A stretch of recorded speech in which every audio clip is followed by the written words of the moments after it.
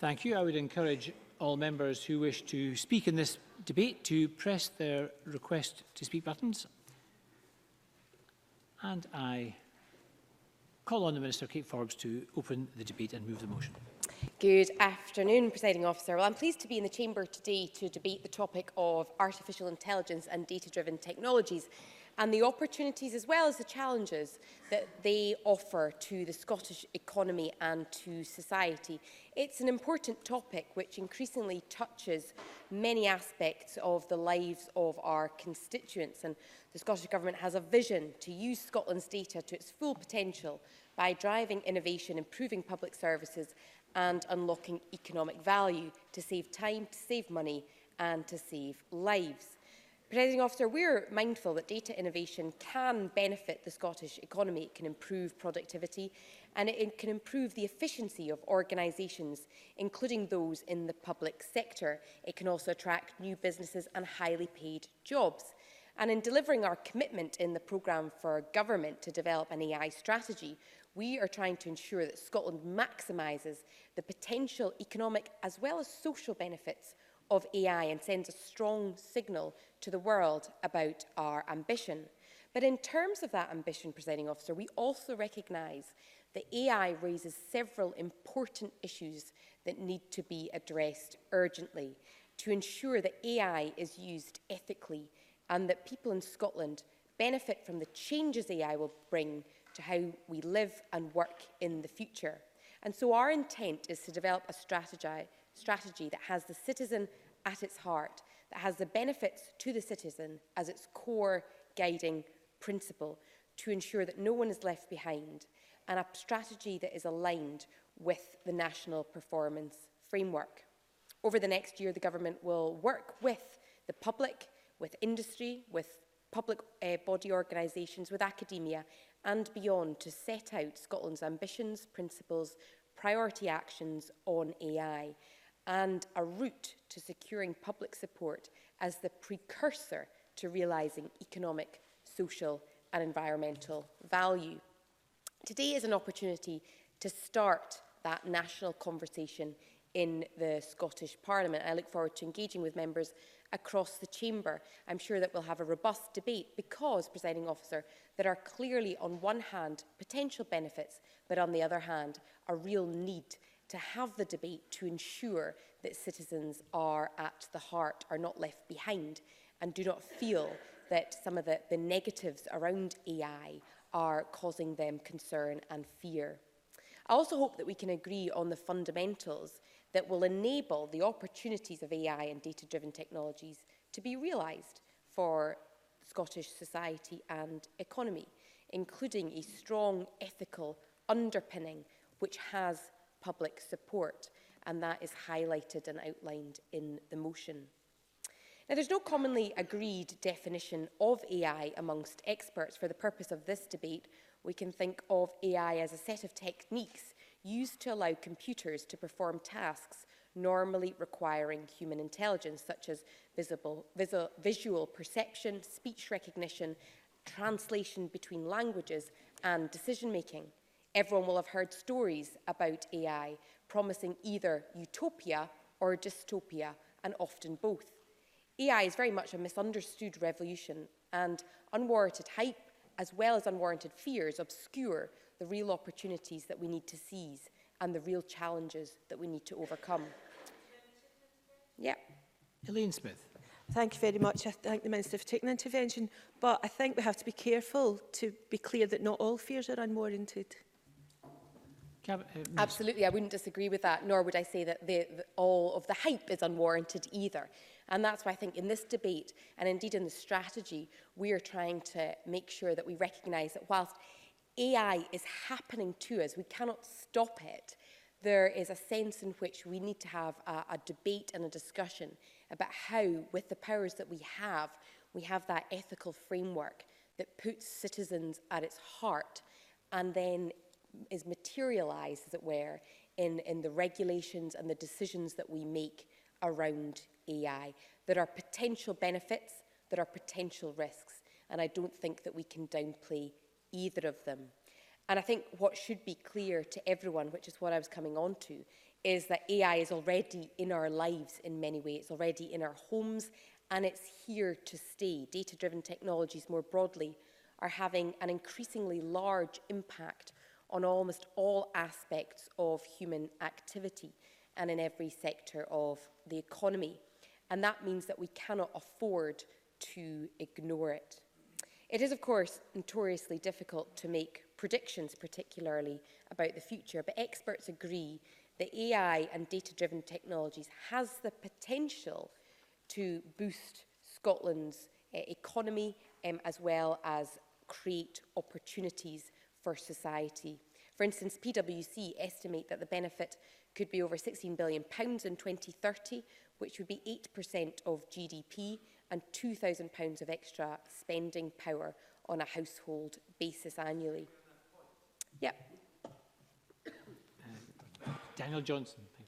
I thank the Minister for giving way. I absolutely agree. There are clearly economic opportunities, but in order to take them, our people need to have the right skills. So would she comment on some of the recent data showing declines in the number of our young people leaving school with qualifications in science and maths? Minister.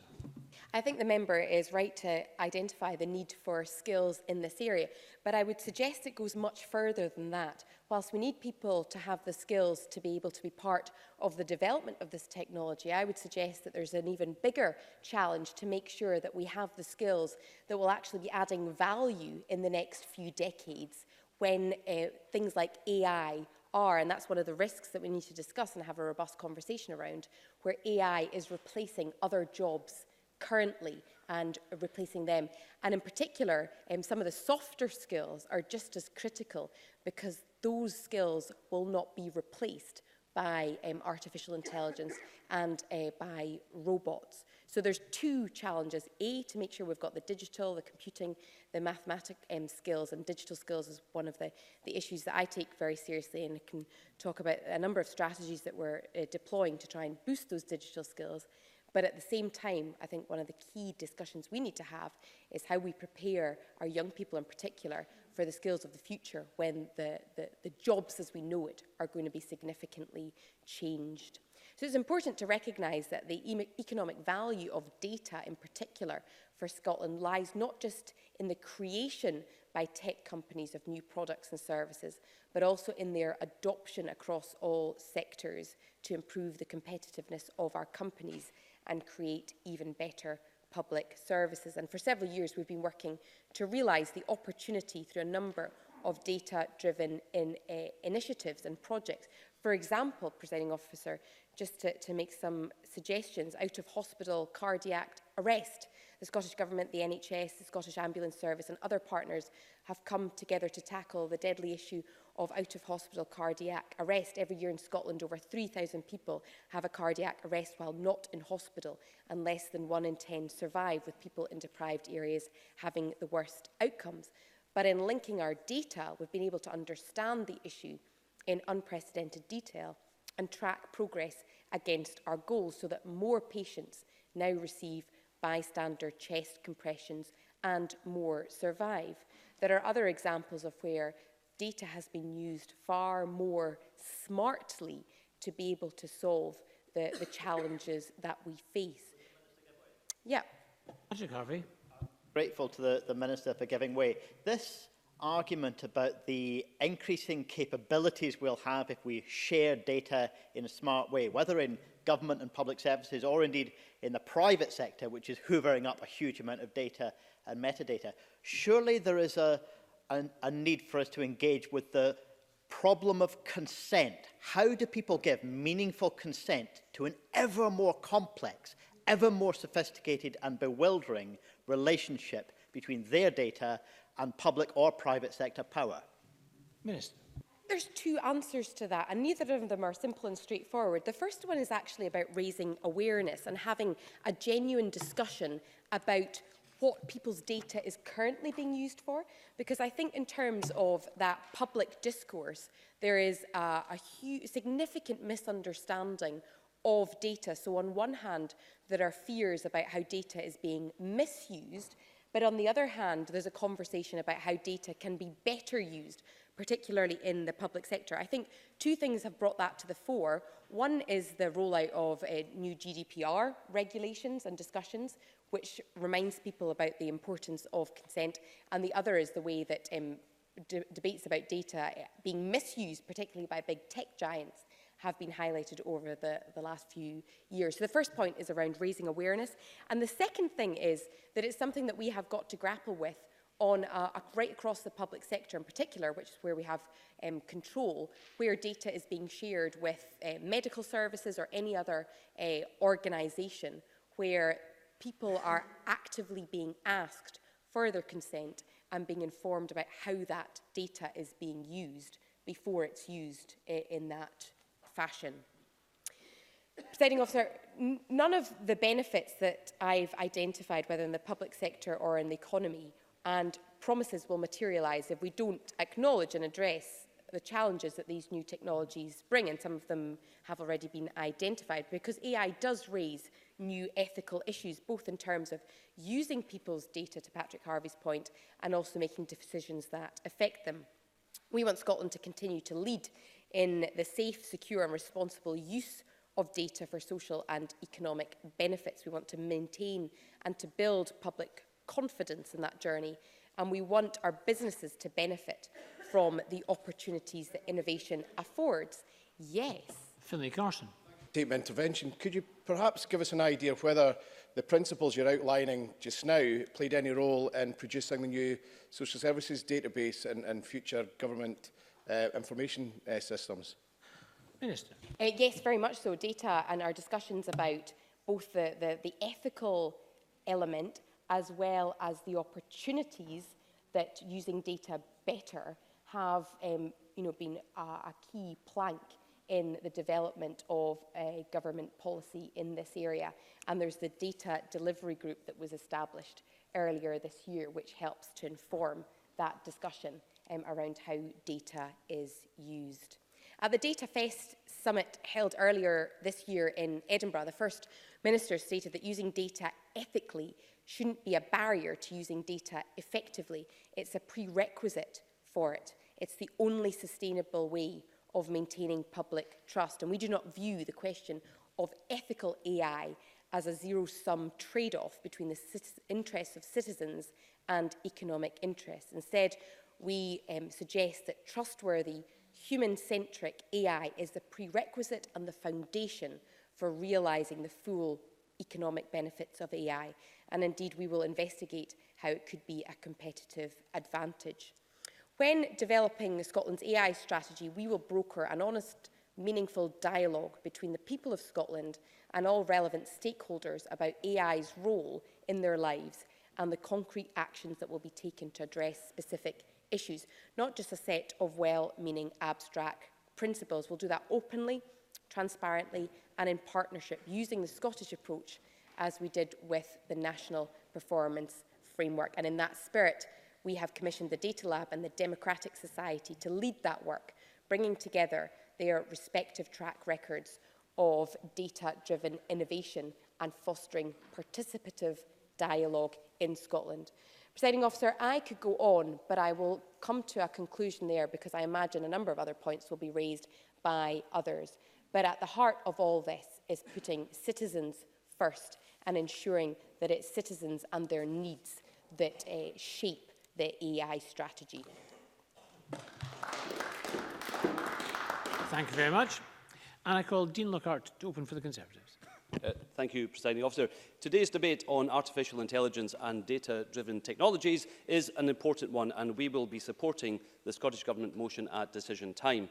We have also lodged an addition to the motion to highlight the significant opportunities available for the development of AI in Scotland through the UK industrial strategy, and that's something I will come back to later on.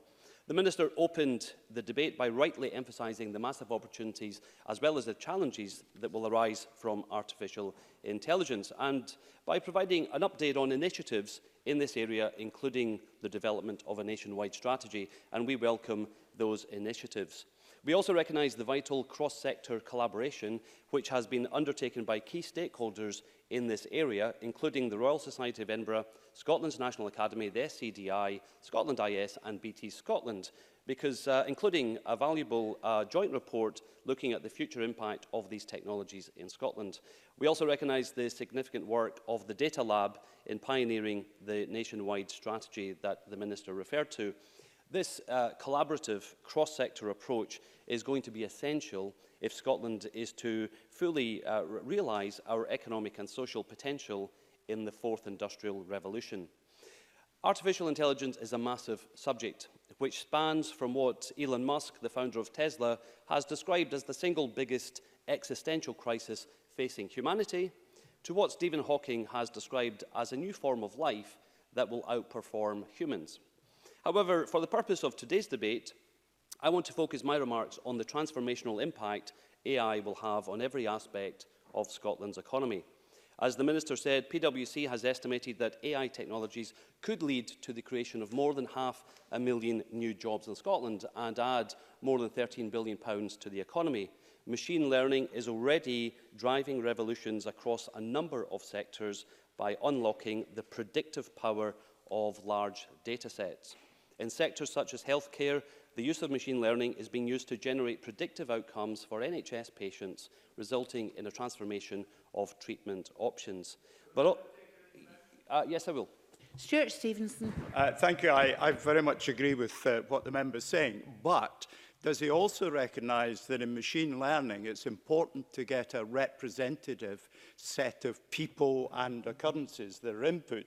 And too many machine learning activities have ultimately turned out to be very limited in cultural and ethnic diversity, and therefore the potential for giving misleading guidance in future, and that's an important issue we would all wish to consider. Dean Lockhart. Yeah, the member makes a very good point, and I think the outcome of predictive measurement is only as good as the underlying data that is put in the first place. But however, I do think machine learning can help improve the accuracy of the underlying data going into the process in the first place, but it is a point that is well made. The impact of AI, however, will result, as PwC has said, in the biggest shake-up in a lifetime to Scotland's labour market, which could result in the displacement of almost 540,000 jobs, almost as many as might be created. And during last week's Business and Parliament conference, we heard that this displacement is already taking place in professional sectors such as the legal, accountancy, architecture and design sectors. This displacement is happening today. The joint report on AI that I referred to earlier stressed the importance of recognising that AI is at different stages of maturity and different levels of sophistication when you look at the different technologies involved. And that's why it will be important that we do have a national strategy that recognises the multi-layered and complex opportunities and challenges associated with this technology. The joint report on AI sets out a number of recommendations on key actions required to underpin the national strategy. And I would like to set out our approach to these key recommendations. First of all, we agree with the introduction set out in the report of a scheme to teach a growing percentage of people in Scotland the basics of AI, which is modelled on Finland's 1% scheme. This recognises the fact that a population educated in the basics of AI will be better placed to embrace those technologies. And to do this, it will be essential that this knowledge of the basics of AI should extend to school children as well as lifelong learning for adults.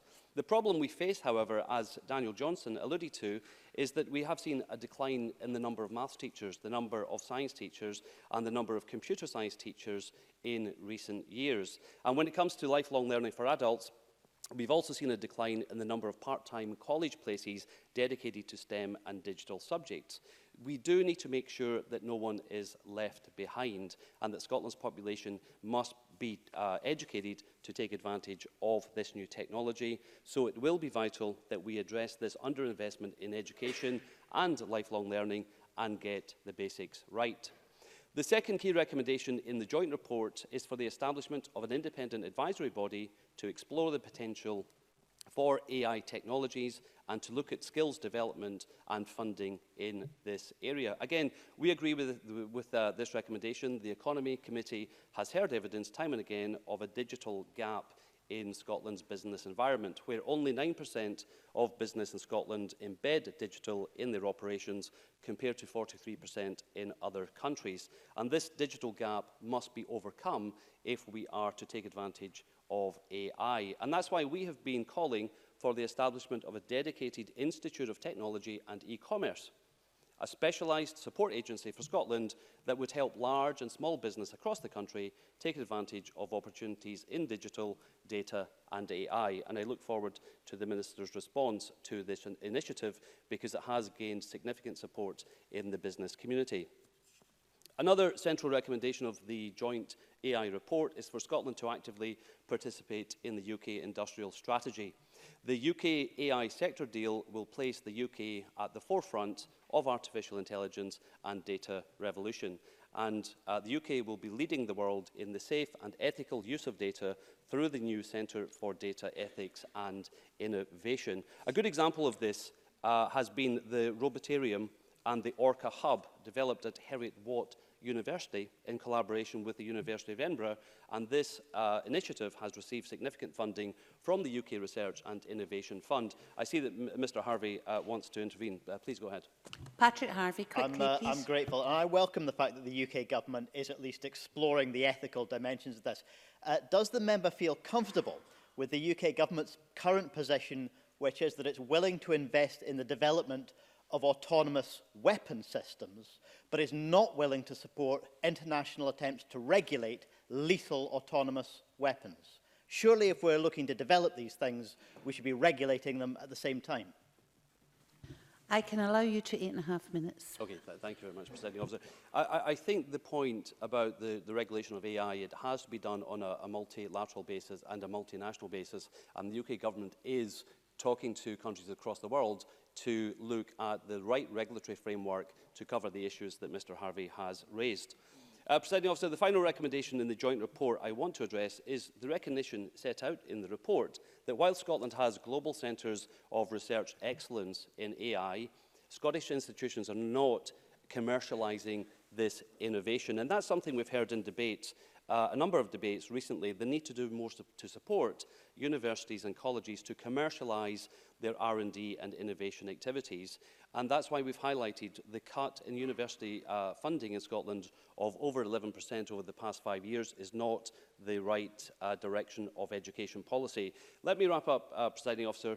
We will support the Scottish Government in developing a new strategy for AI, but this cannot be viewed as a standalone piece of work. If we are to realise Scotland's potential, there is urgent work required to get the basics right in education, in business support, in innovation and in closing the digital gap. And in all of this, we call on the Scottish Government to work together with the UK Government under the UK Industrial Strategy, and I move the amendment in my name. Thank you. I now call Rhoda Grant to speak to and move amendment 19822.3 for up to 7 minutes, please. Thank you. Well, this will be an interesting debate. It's yet another on one section of the Scottish economy. And these things don't happen in a vacuum. They have an impact on all other areas of our economy.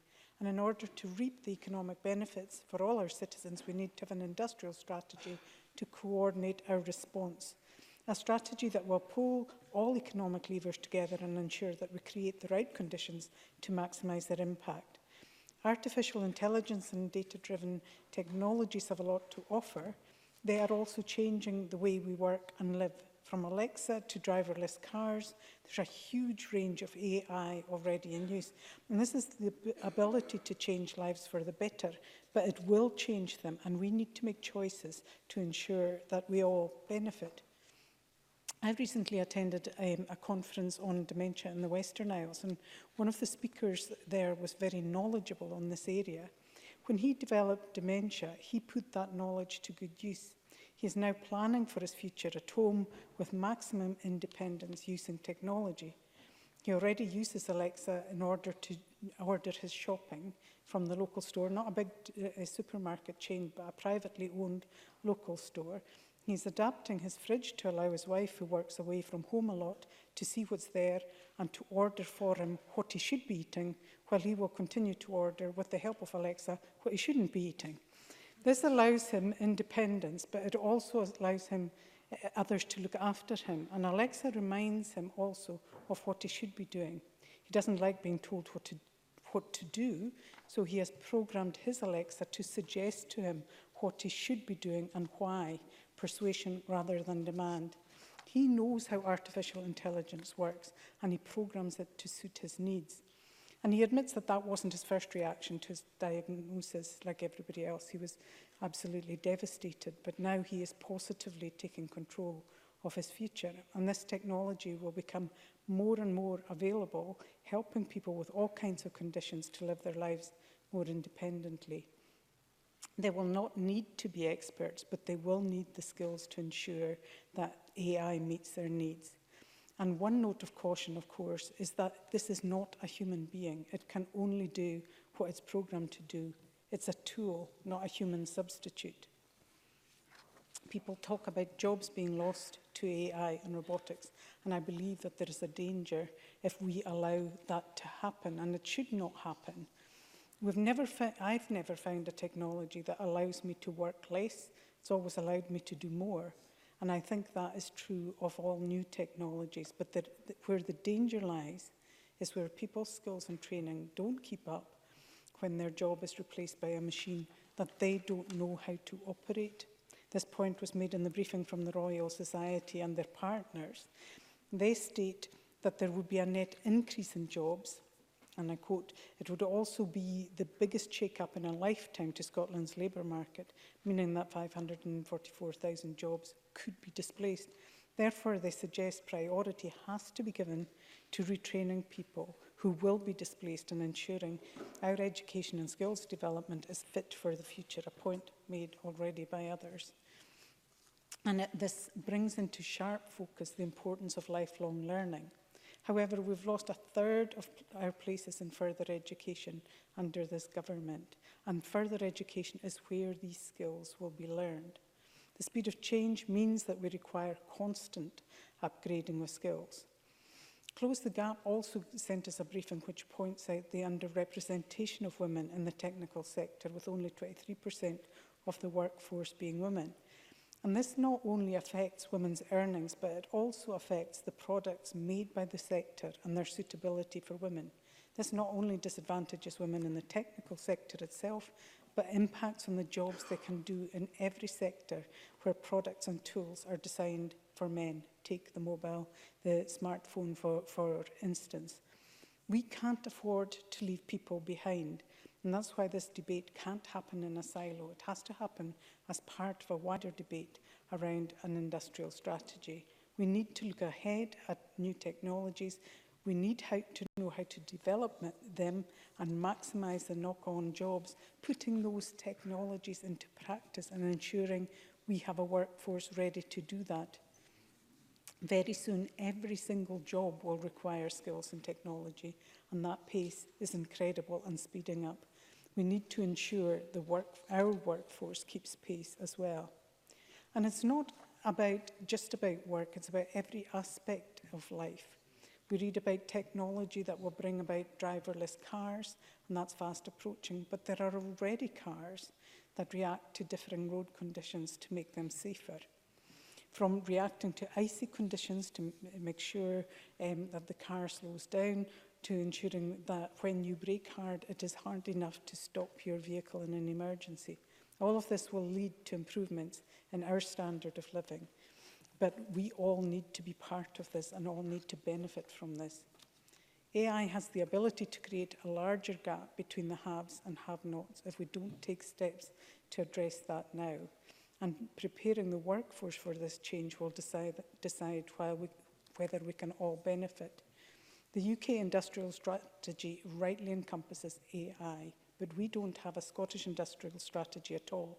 Scottish Government need to move away from ticking boxes and silo thinking. They need to bring forward an industrial strategy that ties all our economic levers together, ensuring that we have a plan to maximise the positive impact of those changes in our industrial base. And I move the amendment in my name.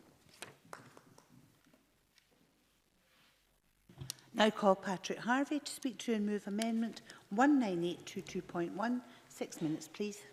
Thank you, Presiding Officer, and I move the amendment now in case I get carried away at the end and forget. I very much welcome the fact that this debate has been brought.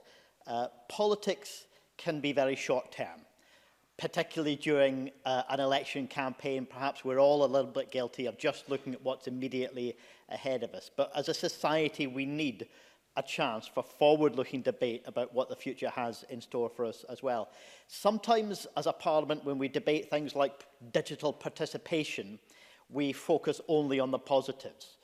How many people are online, how fast is their broadband connection, instead of thinking, how are we using this technology and how is it changing society? That's not just a criticism of any one party or of government as opposed to the private sector. It's something I think that we're doing as a society. Technological change constantly forces us to think differently about how we'll deal with the new opportunities and challenges ahead. Einstein wrote in his time, "Today the atomic bomb has altered profoundly the nature of the world as we knew it, and the human race consequently finds itself in a new habitat to which it must adapt its thinking." I defy anyone to suggest that the digital world and the prospect of artificial intelligence won't alter our world every bit as profoundly. Our thinking rarely keeps pace with the changes that are around us, and we are only just beginning to come to terms with thinking about a connected world, a networked world. You know, when I was a kid growing up, I would have read science fiction stories about the idea that we would all have a device like this and be able, at the touch of a screen, to communicate with any other person in the world, access the sum total of human knowledge. It would have seemed a utopian idea. And I would never have dreamt that it would unleash the social media bin fire which we now live amongst, and the way in which it's opened up opportunities for the unscrupulous to hack our democracy. So we need to begin thinking about these issues, and we have a great deal of catching up to do in relation to new developments like AI. There is an open question facing us all. Will artificial intelligence be tools for each of us to expand our own capabilities and our own intelligence? Or will it become a way for us to outsource our intelligence, to outsource our thinking, to outsource our human agency to technology that we don't really have control over? And since so much of the development in this sector is being done in the private sector, they're focused on the opportunities. They're focused on the economic benefits that they might gain, not so much on the potential downsides for society. Some of the biggest challenges might come from the possibilities that we can't yet predict, questions we don't even know how to ask yet. But it's necessary that we do our best to try. Having this conversation is not a rejection of the positives. I'm someone who sees more upside than downside, but if we're to truly maximise the social benefit that technology offers us and minimise the risks of harm, it's a necessary conversation to have. So I wasn't happy to see the debate being framed purely in terms of opportunities, and I brought an amendment which starts to set out some of the risks. I do welcome the work that's underway, both that the Scottish Government and the UK Government have begun to tentatively work toward. The recognition that an ethical framework is needed. But we also need to recognise that we don't yet have it. Even at a theoretical level, we don't yet have it. And if we achieve it at a theoretical level, we're very, very far from having the regulatory tools yet that can enforce such a framework. I was interested to look at the Data Lab pages online about this work, but there's no mention yet on that space of what an ethical framework might encompass. Yes, indeed. Kate Forbes. What does the member think in terms of developing that framework in terms of the international dimensions to this? So many of the biggest tech companies are not based here, and therefore regulation can be very difficult to apply to them. Patrick Harvey. The location of the tech companies is only one of the problems. The fact that some of them appear to be run by sociopathic billionaires is, I think, a much deeper problem than their mere location. But the Minister is quite right to recognise that we need to reach out to others around the world. As I suggested to Mr Lockhart, that the UK Government, instead of so vociferously resisting and trying to block international regulation, on autonomous lethal weapons, the UK government could be reaching out and trying to find how we do reach that regulation. Most countries around the world want that regulation. They want that legislation, a preemptive ban on lethal autonomous weapon systems. The UK is one of a small number of countries vociferously resisting that move. So there is scope for international work. I think there's also scope for deliberative work, and I think the use of citizens' assemblies might be one way of engaging the public in a wider discussion around this. The UK government's Centre for Data Ethics and Innovation has also been referred to, and I welcome the work it's done. I looked at some of the papers that it's published so far, and I'll maybe have more time in the closing speech than I have just now to go into some of the positive ideas and opportunities they're identifying, but also quite how far they are from solutions to some of the problems that they themselves recognise. There are elements in place already of an ethical framework. GDPR includes rights of the data subject on autonomous individual decision-making. People have a right not to have decisions made that have legal effects on them, made by purely autonomous processing, including profiling. But we don't yet have a way of knowing whether that is in fact happening to us. We don't yet have the tools available to us to protect ourselves from that. And as others have mentioned, the Close the Gap paper that's been circulated to members introduces arguments around the social bias that could be inherent in these systems. In terms of economic justice, we have to ask who owns the tech. In terms of security, we have to ask who watches the watchers and where, in fact, is human agency in all of this. Power has to be accountable, and we don't yet have the tools to make the power that's embedded in AI truly economically or democratically accountable. Alex Cole-Hamilton, 6 minutes, please. Thank you, Deputy Presiding Officer. I'm very grateful for the Minister for securing time for this debate today. I'm not convinced that any of us really understand the full magnitude of the changes that AI and data technologies will make to our lives and the lives of our constituents. The world around us is changing at an unprecedented rate, and some people are already calling it the fourth industrial revolution. And just today, we saw the announcement of the first autonomous bus trials for my constituency that will see commuters taken from Ferry Toll in North Queensferry to Edinburgh Park Station. The internet in the last 2 decades especially has utterly changed the way in which we interact with one another, how we work, how we shop and how we travel. AI and the advances in robotics will do just the same over the next 2 decades. We need to welcome the advent of new technologies and the opportunities that they bring, but those without adaptable skills could be badly affected by a rapidly changing economy, and we need to prepare for that now. Presiding Officer, the Office of National Statistics says that 1.5 million workers in Britain are at high risk of losing their jobs to automation. Women and part-time workers would be most affected. More than 25% of supermarket checkout assistants have gone since 2011. And just this morning, we have learned that hundreds of jobs in Edinburgh could be lost to automation over the next 3 years. Phoenix Group is one of our city's biggest private sector employers, and it's reported that 500 jobs could go as a result of work being transferred to Tata Consultancy Services.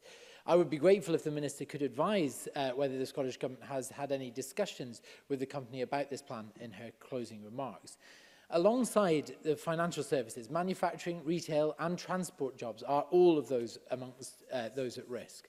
New technologies can create high-paid, high-skilled jobs, or they can replace jobs and turn us into low-wage drones. To cope, Liberal Democrats have long argued that we'll need a massive investment in education, skills and in training. Few people have just one career anymore, and automation means that that could be the case for many more of us in the future. The ability to retrain and learn new skills at every stage of life will become ever more important. 80% of primary school children will do a job that does not yet exist, so it's vitally important we gear up our skills economy for that reality. And that's why, for example, the Liberal Democrats want to repair Scotland's colleges and replace those 140,000 lost college places, opportunities that evaporated for people who could only study part-time. But in the future, caring responsibilities or the need to keep working must not exclude anyone from developing their skills, because Scotland will need to make the most of the diverse talents of all of our people.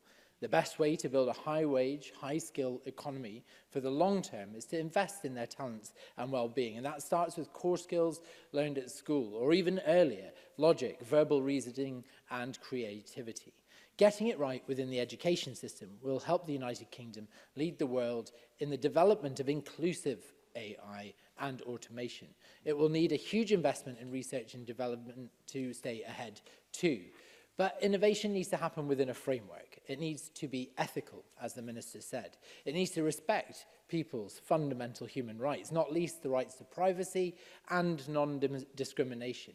We have already seen how technologies can move much faster than legislators and policymakers. Our laws are in the CCTV era, while authorities and companies deploy facial recognition technology and more. There is amount of knowledge and information at our fingertips is mind-boggling, but it appears misinformation is a bigger problem than ever before.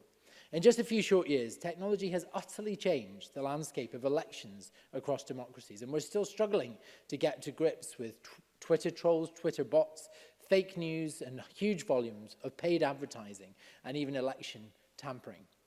Trying to deal with the implications of tech and data misuse after the fact, in the absence of proper legislative frameworks, leaves people entirely vulnerable.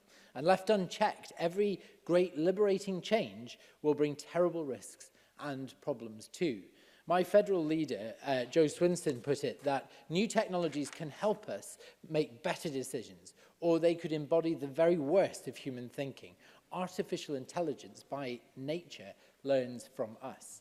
And one system for predicting reoffending used by judges, the police and parole officers in the United States was proven not to be colorblind. Black defendants who did not reoffend were nearly twice as likely to be misclassified as higher risk compared to their white counterparts.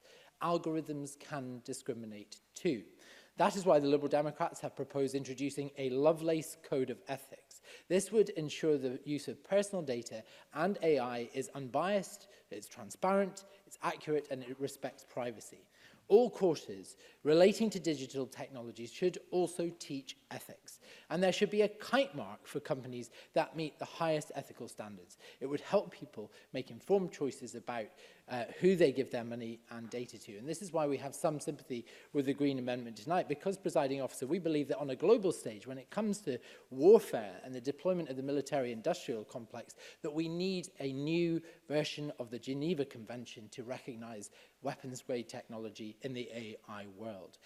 In conclusion, AI and data-driven technologies do present huge opportunities for our economy and our society. I am optimistic and positive that they can help us build a brighter future. They can make our world a better place. But there is a huge amount of work to be done by both Scotland's government to ensure that they don't leave people or ethics behind in the process. Thank you very much.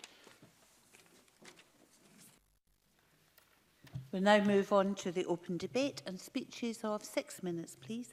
Kenneth Gibson, followed by Gordon Lyndhurst. Thank you, Presiding Officer. And I'm pleased to be able to speak about such a fascinating topic once again, having led a members' debate earlier last year on artificial intelligence. At the time, I spoke about concerns that AI technology will destroy jobs and indeed entire industries faster than it creates them, and in some sectors would enable a few companies to have a monopoly over the market by harnessing this new technology. This concern is still very much alive. Japan's Hinna Hotel is almost entirely run by robots. A law firm in Chicago has an AI legal assistant named Ross who deals with bankruptcy cases and gets smarter with every case he deals with. And some Swedish and Italian care homes have now had their healthcare staff replaced by robots. Strong ethics and governance are crucial. And we've heard reports that in China, facial recognition technology is being used to oppress the Uyghur population with some shades of 1984. Can it really be this bad? Is every job now at risk, both blue-collar and those of healthcare professionals and lawyers? And with Stanford University developing an algorithm that can identify thousands of features from pathology images of lung cancer tissue, or casinos using AI rather than people to detect play in betting fraud, it's easy to agree with those who say that AI is already delivering a major shift in how people live their lives. To an extent, they're right. It is the beginning of a huge change to what we would perhaps traditionally call work, but maybe it's time for Scotland to rethink what work is. We hear a lot these days about data-driven innovation, but what is data-driven innovation? It's very easy for experts to throw around these buzzwords, but when it comes to artificial intelligence, it's important to be clear. Data-driven innovation is reflective of the rising importance of data in economic growth, public services and social change. High-speed data analytics are used to capture and understand data trends, which brings, according to the University of Edinburgh, a better and faster capability to identify trends and behaviour across many sectors, leading to improved services for customers and citizens. And this brings me to the topic of the Data-Driven Innovation Initiative. This fantastic initiative, based in Edinburgh in South East Scotland, is being implemented over the course of 10 years by experts from the Universities of Edinburgh and Heriot-Watt. And these professionals will collaborate on projects in the public, private and third sectors whose benefits will potentially be huge. Not only will there be opportunities for an increase in the contribution of university research and much sought after graduate skills to regional economies, there will also be the opportunity for jobs to be created through the launch of spin-off companies. Start-up and established businesses alike will be attracted to Scotland, and public and private sector investment will be driven up as a result of this initiative. And this can only be good for Scotland. While there are still understandable concerns that the advent of AI would mean the net loss of jobs and the robotisation of the jobs that were left, this new technology can and will create and sustain jobs in other sectors of the economy. Some sectors will undoubtedly contract in terms of numbers employed, as happened during the agriculture and industrial revolutions, and always happens with technological change. Yet it is likely that more jobs will be created, and these will be more highly skilled and better paid.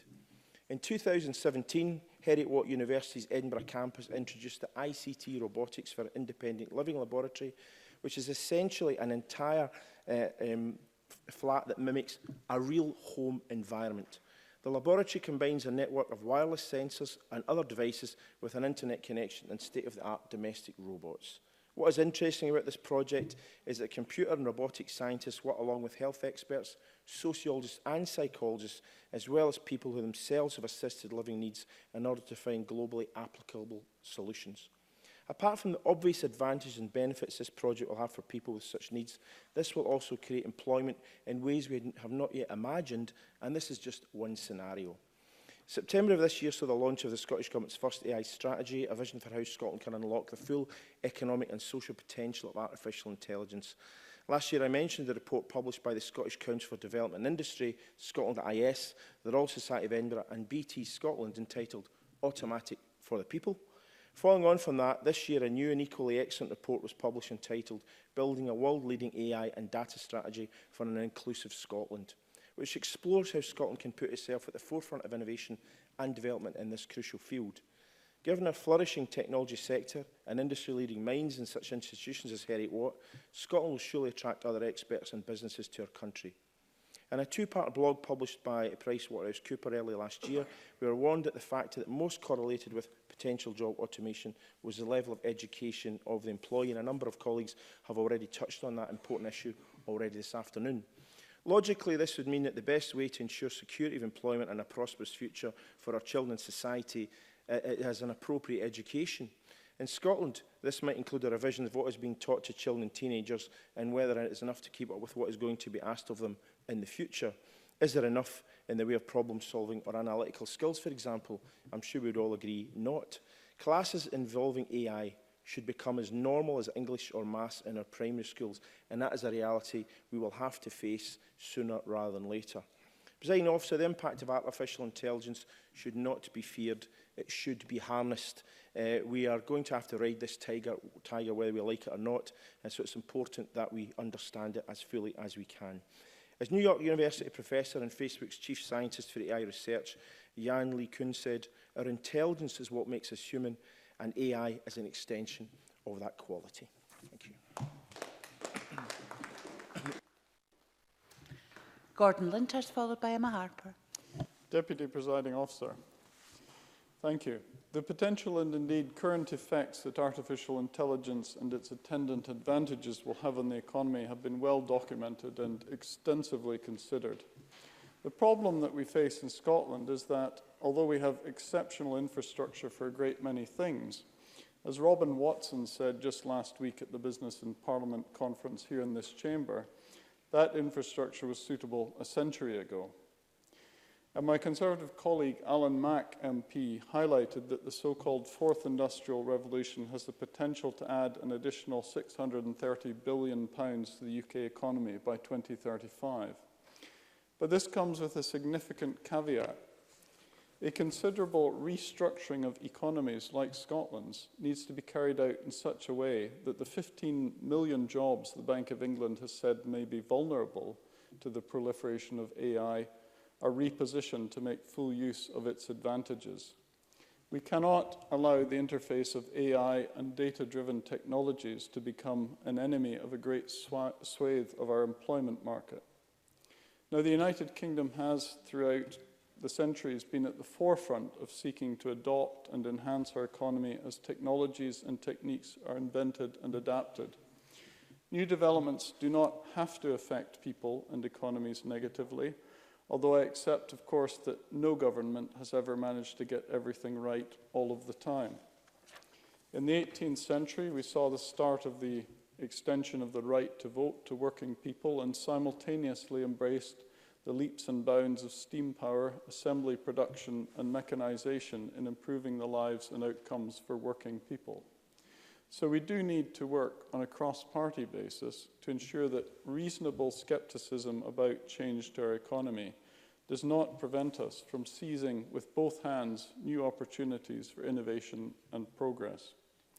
The contributions of universities in Scotland, such as Heriot-Watt here in the Lothian region, have already been mentioned by others.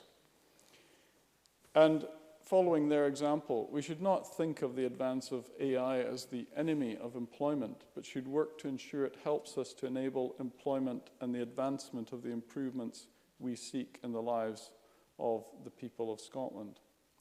Data-driven technology can do much to help Scotland on its way. For example, towards a decarbonised and increasingly efficient energy supply. Marcus Stewart wrote in his report for the National Grid that smart devices and the Internet of Things have already made vast strides in preventing waste and allowing a more adaptable energy infrastructure across the country.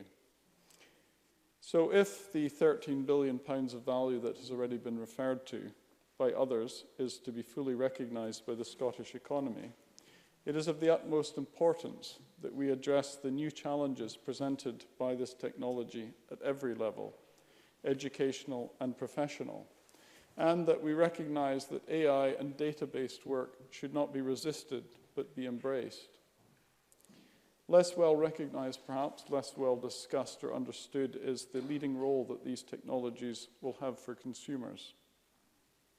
And to again refer to the example of energy production, in which Scotland leads much of Europe in its use of renewables, AI and data will play leading roles in driving down the cost of energy for working people. The interaction between AI, data and other subsets of technology with our traditional economy is only set to expand further in the years to come. I therefore welcome the UK Government's commitment to bring forward a national retraining scheme with an initial commitment of £100 million, which was announced in last year's budget. So we can move forward with AI and technology in a positive and constructive way, and Scotland can play a leading role in this if we get it right. So, Deputy Presiding Officer, we must resist Luddite tendencies whilst continuing to eat our lentils, neeps and tatties, but we must move forward with AI and the new technology we have. Thank you. Emma Harper, followed by Daniel Johnson. Thank you, Presiding Officer. When we think of artificial intelligence, we often think of synthetic life forms like the character Data from Star Trek or the Terminator. But in this year, 2019, artificial intelligence, albeit still sometimes in its infancy, it's mentioned, it's continuing to grow and shows its potential to transform lives. So today I will focus my contribution on mainly healthcare, as AI presents vast opportunities for healthcare across the globe. something I'm particularly interested in as I've been an operating room nurse for over 30 years. AI is beginning to have an ever more significant presence in our worldwide healthcare systems, and the Minister has already mentioned out-of-hospital cardiac arrests. Researchers, doctors and scientists input data into computers, and the newly built algorithms can then review, interpret and even suggest solutions to complex medical problems. This reduces the human time spent translating data from things like X-rays, imaging studies, MRI and computerised tomography scans into results for clinicians to interpret, as well as into language that is accessible for non-medical members of the public. At MIT, researchers have created gyroscopically actuated robot limbs that are capable of tracking their own position in three-dimensional space and adjusting their joints 750 times per second.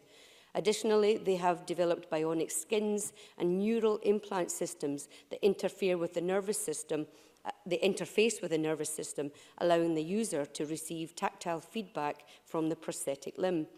When I worked in the operating room at Cedars-Sinai Hospital in the United States, we used two surgical robots, Da Vinci and ESOP, designed to facilitate surgery using a minimal invasive approach.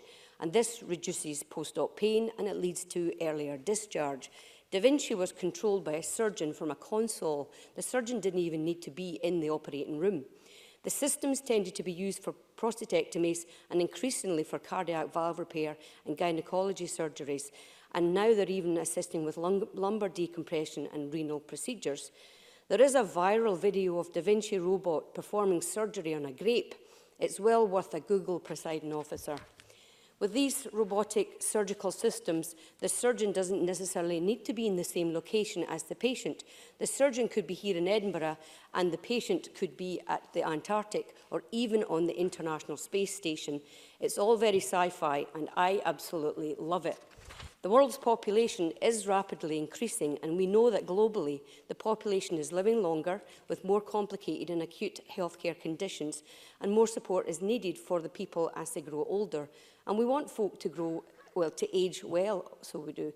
This, of course, means a larger workforce in healthcare, and caring is required, and AI can help there too. Kenneth Gibson has already mentioned this, but Japanese developers have created robot companions which can interact with people. Other humanoid robots, such as the K-Robot and Pepper, are able to provide more complex and comprehensive care. And obviously, robot pets offer limited interaction, but they have proved just as effective as real pets in reducing loneliness for elderly people in care homes. Robotic dogs and seals have been found to trigger conversation and social interaction and reduce stress and anxiety. Humanoid robots are already advanced enough to provide much-needed care to the elderly people. These robots can pick things up and move independently. And in addition to AI advances, we need more people working in our NHS and more people studying medicine and medicine-related degrees if we're to meet the demands of the future. We have seen an increase in the number of people studying STEM subjects, people who are our scientists and inventors of the future, the kids that Alec Cole-Hamilton described earlier when he said the future jobs haven't even been invented yet, that these kids are in school right now.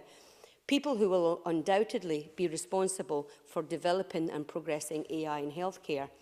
Presiding officer, while I encourage all to be open-minded about the potential of AI, I recognise the need to ensure any approach to AI is carried out and underpinned by a proper ethical framework. And I welcomed continued debate on furthering this and any necessary regulation that will be required as we move forward. Many of those critical of AI claim that it will lead to job losses with robots taking over. And I recognise these concerns. I'm therefore pleased that the Scottish Government has committed to investing in our Scottish workforce, ensuring that people the length and breadth of our country, from the Lochans in Dumfries and Galloway to Lerwick in Shetland, have equal access to education and training to gain the skills, knowledge and expertise to be adaptable to the changing employment opportunities of the future. In conclusion, presiding officer, in the words of Mr. Spock from Star Trek, change is essential of all existence. And so finally, we must embrace that change if we're able to meet the needs, or if we need to meet the demands of our future healthcare needs.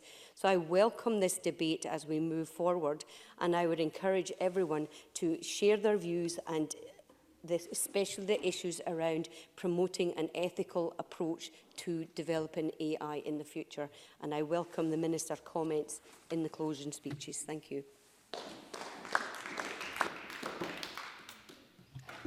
Well, everyone's been very disciplined, so I do have a little bit of time in hand. If anybody wishes to intervene, I can make the time up if accepted. And we have Daniel Johnson, followed by Willie Coffey. Well, thank you for making that invitation, Presiding Officer. But let me begin by saying that I welcome these debates for no less a reason than we've just had from Emma Harper. They provide us with an excuse to unembarrassingly cite Star Trek. And Patrick Harvey's laughing. And the thing is, I know when he was describing his iPhone, he did have in his mind a Star Trek data pad as he was making that very description. But indeed, I think actually some of the dilemmas faced in science fiction are with us today. They are the very, I think, debates and dilemmas that we are looking at today, but they are also age-old dilemmas. We've been facing the consequences of technology since we became into being.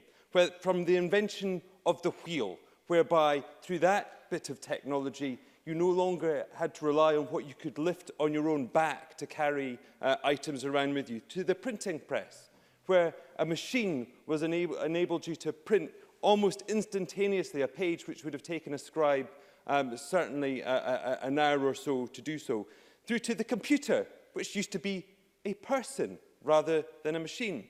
So we have always had to deal with the consequences of technology change, and that technology change has invariably taken labour away from people and given it to machines.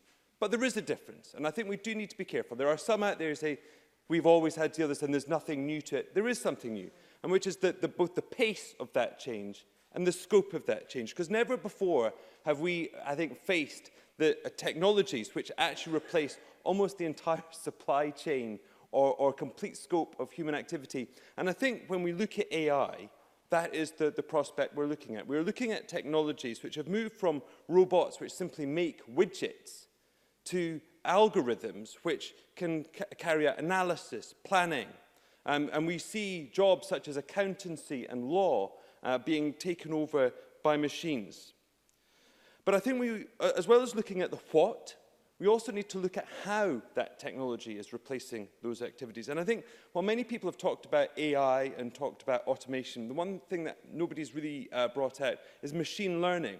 And in particular, there are real challenges from machine learning, because artificial intelligence can learn to do things and carry out tasks very efficiently, but it can't necessarily describe what its own rules and its own algorithms are that it's using to do it. That's almost one of the defining aspects of machine learning. So where before we are able to have accountability to explain how things will be doing, one of the key challenges from AI is that we may not be able to do that. So we must, as many speakers have already articulated, we need to make sure that we maximise the opportunities. We need to minimise those impacts, but we also need to look at the very new elements and issues that AI and machine learning throw up. But above all else, we do need to make sure that we facilitate that transition. So I'd like to speak briefly on the three key elements I think we need to focus on that transition. And my colleague, Rhoda Grant, has already outlined the vital importance of having a robust industrial strategy that both has AI at its core, but also has serious investment at its heart.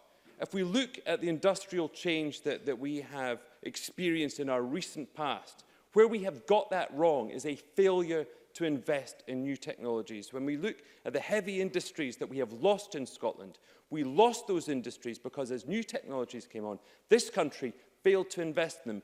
That's why people lost their jobs. And coupled with the insight that if you look at technology change, so much technology change, whether it's GPS, satellites, through to the algorithms in the phone that allow the phone to recognize your speech, those were investments backed by state investment. And it's only by having a serious industrial strategy backed by state investment state investment which can absorb the risks that individual companies cannot, that we will be able to embrace that technology. But likewise, we must ensure that our people have the skills. And a number of people have talked about the skills that we impart at school and so on. But I'd say that it's not just what skills our people have, it's also their ability to reskill time and time again. And I think a number of speakers have alluded to it, but what is critical is that we stop viewing education as a linear pathway through life. The reality is that with the pace of change and the nature of change, people will have to skill and reskill multiple times through their working lives. So we cannot have apprenticeships that you can only take once in your career. Undergraduate degrees, again, that we will only pay for once. We need to actually have to look fundamentally at our education system to ensure that people can skill and reskill. But finally, we also need to look at the impact on the state itself, both at how we... Of course. Emma Harper. It's a question about reskilling and undergrad. And would you not recognise that the Scottish Government has the ScotGEM programme, which is the graduate entry to medicine for people that might choose to move forward on a different path? Daniel Johnson. Well, that's a good example of facilitating reskilling, but it is one very small one. I think what we need to embrace is the fact that many people across multiple disciplines and professions may be faced with the need to reskill, and we need to facilitate that. So I think the thought that somehow we should only provide that basic preparation for the workplace once in someone's career is flawed when we look at the challenges that we're facing. But as I was saying, in public administration, we need to look at both what we can deliver through public services, and I think Patrick Harvey alluded and Kenneth Gibson about how that can impact on healthcare, but also Alex Cole-Hamilton in the justice system. What can be delivered through AI is fundamentally different. And there was also the issue around transparency, and I kind of note the time, so I'll just draw my conclusions to a close here. Ultimately, this is going to be major change, and we will only be able to embrace it if we have investment and we provide the reskilling that our workforce will need in order to maximise those opportunities. Thank you. Willie Coffey, followed by Finlay Carson. Thanks very much, Presiding Officer. It's a pleasure to speak in the debate. Now, as a graduate of computer science some time ago, it has to be said, computers of any significance were the size of a big room, and programmes were keyed in and punched cards while you waited for your printed output in another room. Those were the glory days indeed. But oh, how things have changed, and are changing so fast that we will really need to be pretty astute just to be able to keep up. Our smartphones, like these things, are millions of times more powerful than the computers that took us to the moon and back. AI and data-driven technology is transforming the way we live, shaping business growth, transforming the skills base of our workforce, and determining our place in an increasingly digitally advanced, data-driven global economy. Our economic and social future is largely dependent on our ability to innovate and to harness the advances in digital technologies. None more so than this data revolution that we are currently in right now, and many members have referred to it as the fourth industrial revolution. So what's going on, and what do we need to do to keep pace and stay in the game? There's nothing new about data. It's been around for millennia, but what's different is the computing power to do something meaningful and helpful with it. Where previously we could only dream about being able to analyse complex data and do something with it, now we can. And the computers are getting faster and faster. Members may be aware of recent developments involving quantum computing, where experiments by Google and NASA appear to be showing that we are on the cusp, once again, of an incredible jump in computing power that is astonishing. So watch out for more, Presiding Officer, on quantum supremacy, as it's called. Yes, I will. To explain to the Chamber would you be willing to explain to the Chamber what quantum supremacy is? That was Tom Arthur. We're now going to Willie Coffey. How, in 6 minutes, I'll try my best, Presiding Officer. Quantum supremacy is the ability for algorithms in computing to work incredibly fast because of the nature of binary digits and their previous association in the 0 and 1 state and it being a mixture of that. It's about parallel processing that's given us infinite computing speed and power compared to anything we've known before. And that's my best guess as to what it is. Presiding Officer, the clinical application of genome technologies like high-throughput sequencing and big data analysis is making a real impact in the fields of medical research, oncology and genetic disease diagnosis. A particularly active area has been the development of tools for tumour DNA sequencing and analysis. It's now possible to perform sequencing of tumour samples and identify the mutations in a patient's tumour, thus allowing a precise diagnosis and selection of the most appropriate therapy. Robot handling systems are enhancing productivity and defining quality systems and standards in manufacture. And on a lighter note, we even have a Eurovision song totally created by AI. Maybe the UK should use AI programmers to try and avoid being last every year in the Eurovision Song Contest. And maybe the recent winners always have been AI compositions. I think we should be told. But seriously, the challenges are enormous, and the Scottish Government's move to develop an AI strategy is pretty fundamental now. It needs to embrace 3 key areas, in my view: assisting with research and innovation in both hardware and software development, investing and attracting the skills to deliver, and importantly, to develop the ethical framework around all of this to protect individuals and businesses from the clear dangers that misapplication of the technology can create. The prizes and the risks are substantial.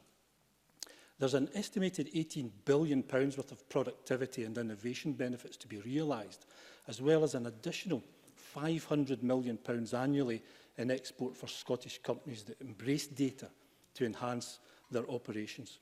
So it's fundamental to business ability to market and tailor products and services to new and expanding markets. For Scotland to compete effectively in this global economy, it needs to widen its export and its digital export base. An appropriate point, perhaps, to mention the possible spectre of Brexit and the negative impact this could cause.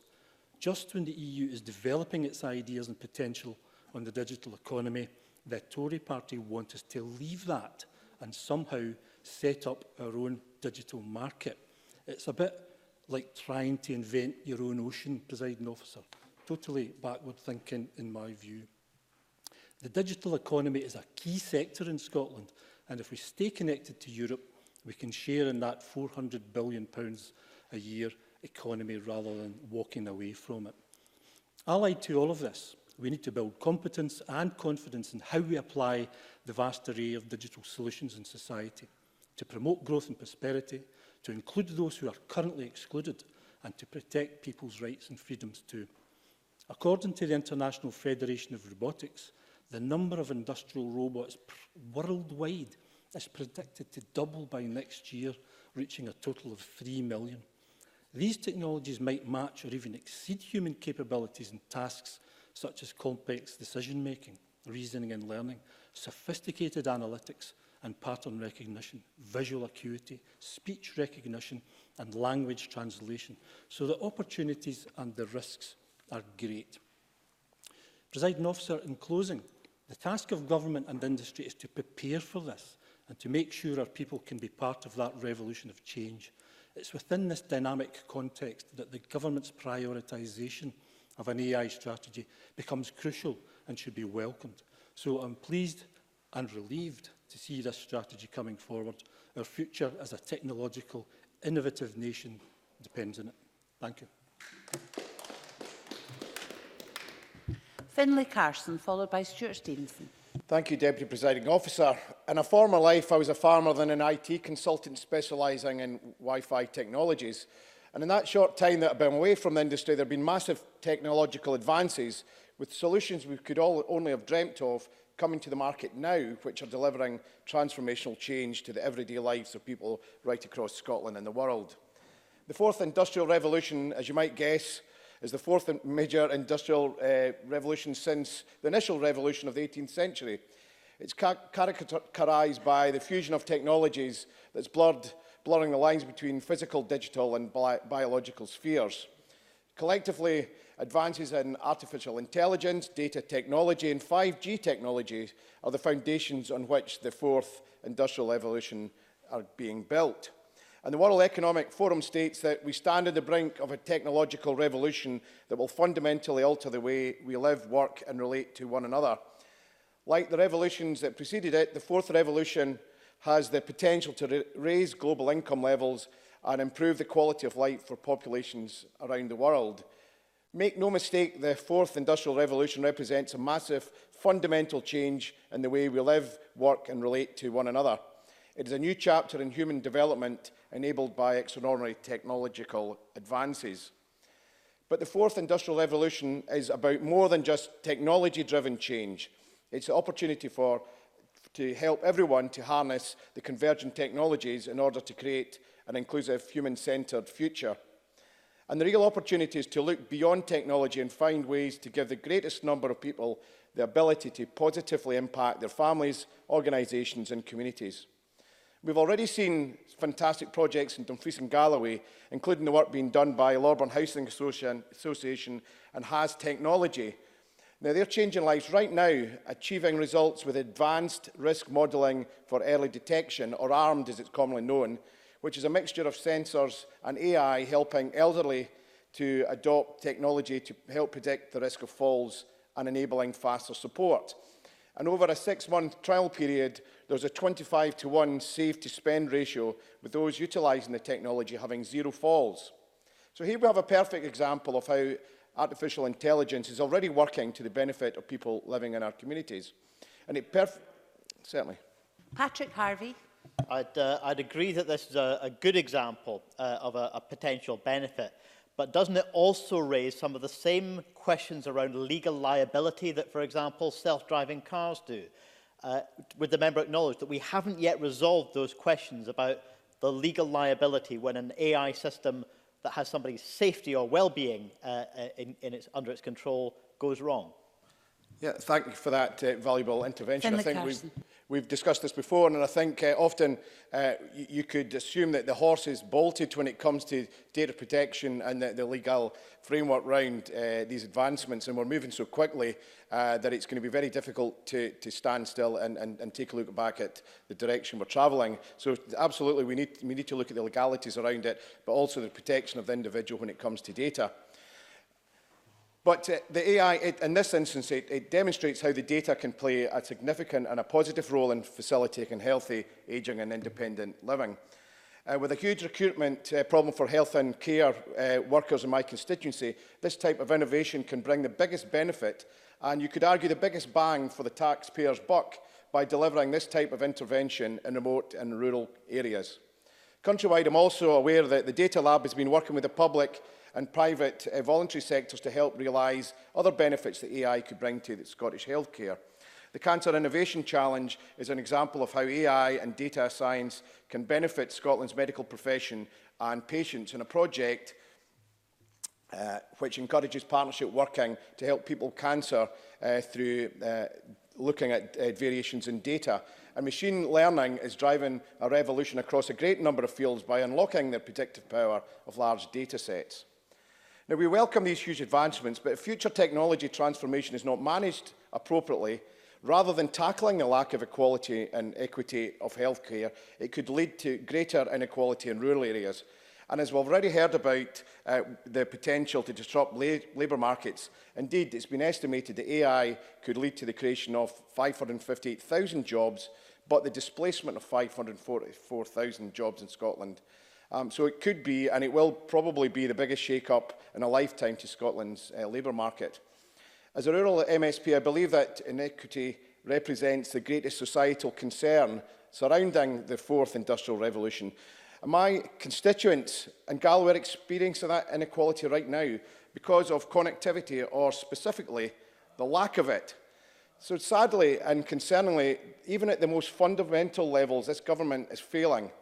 People in rural areas are fed up of figures being quoted about super-fast connectivity, when on the ground many businesses don't even have access to reliable basic broadband. Now, we've had a pledge for this government to deliver 100% superfast broadband by 2021, but its R100 programme is stalling. And never has there been a scheme which better illustrates that this Scottish Government are more about grandstanding than actually delivering.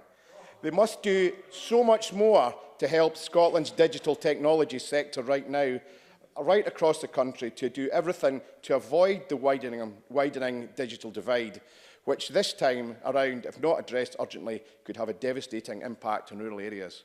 This government must go further and it must go faster. And I do welcome the development of an AI and data strategy, and I sincerely hope that this government, for the sake of Scotland, turn around the reputation of being tired, stale and out of ideas.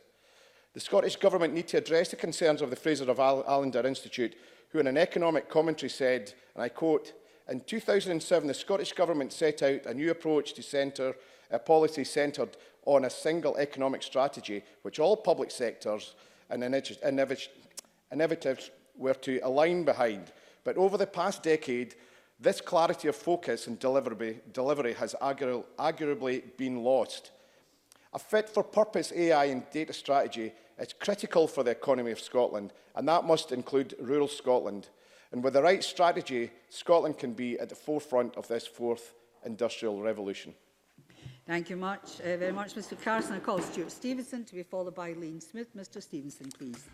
Thank you very much. And let me just respond to some parts of the debate, and in particular to the remarks we've just heard about the R100 programme.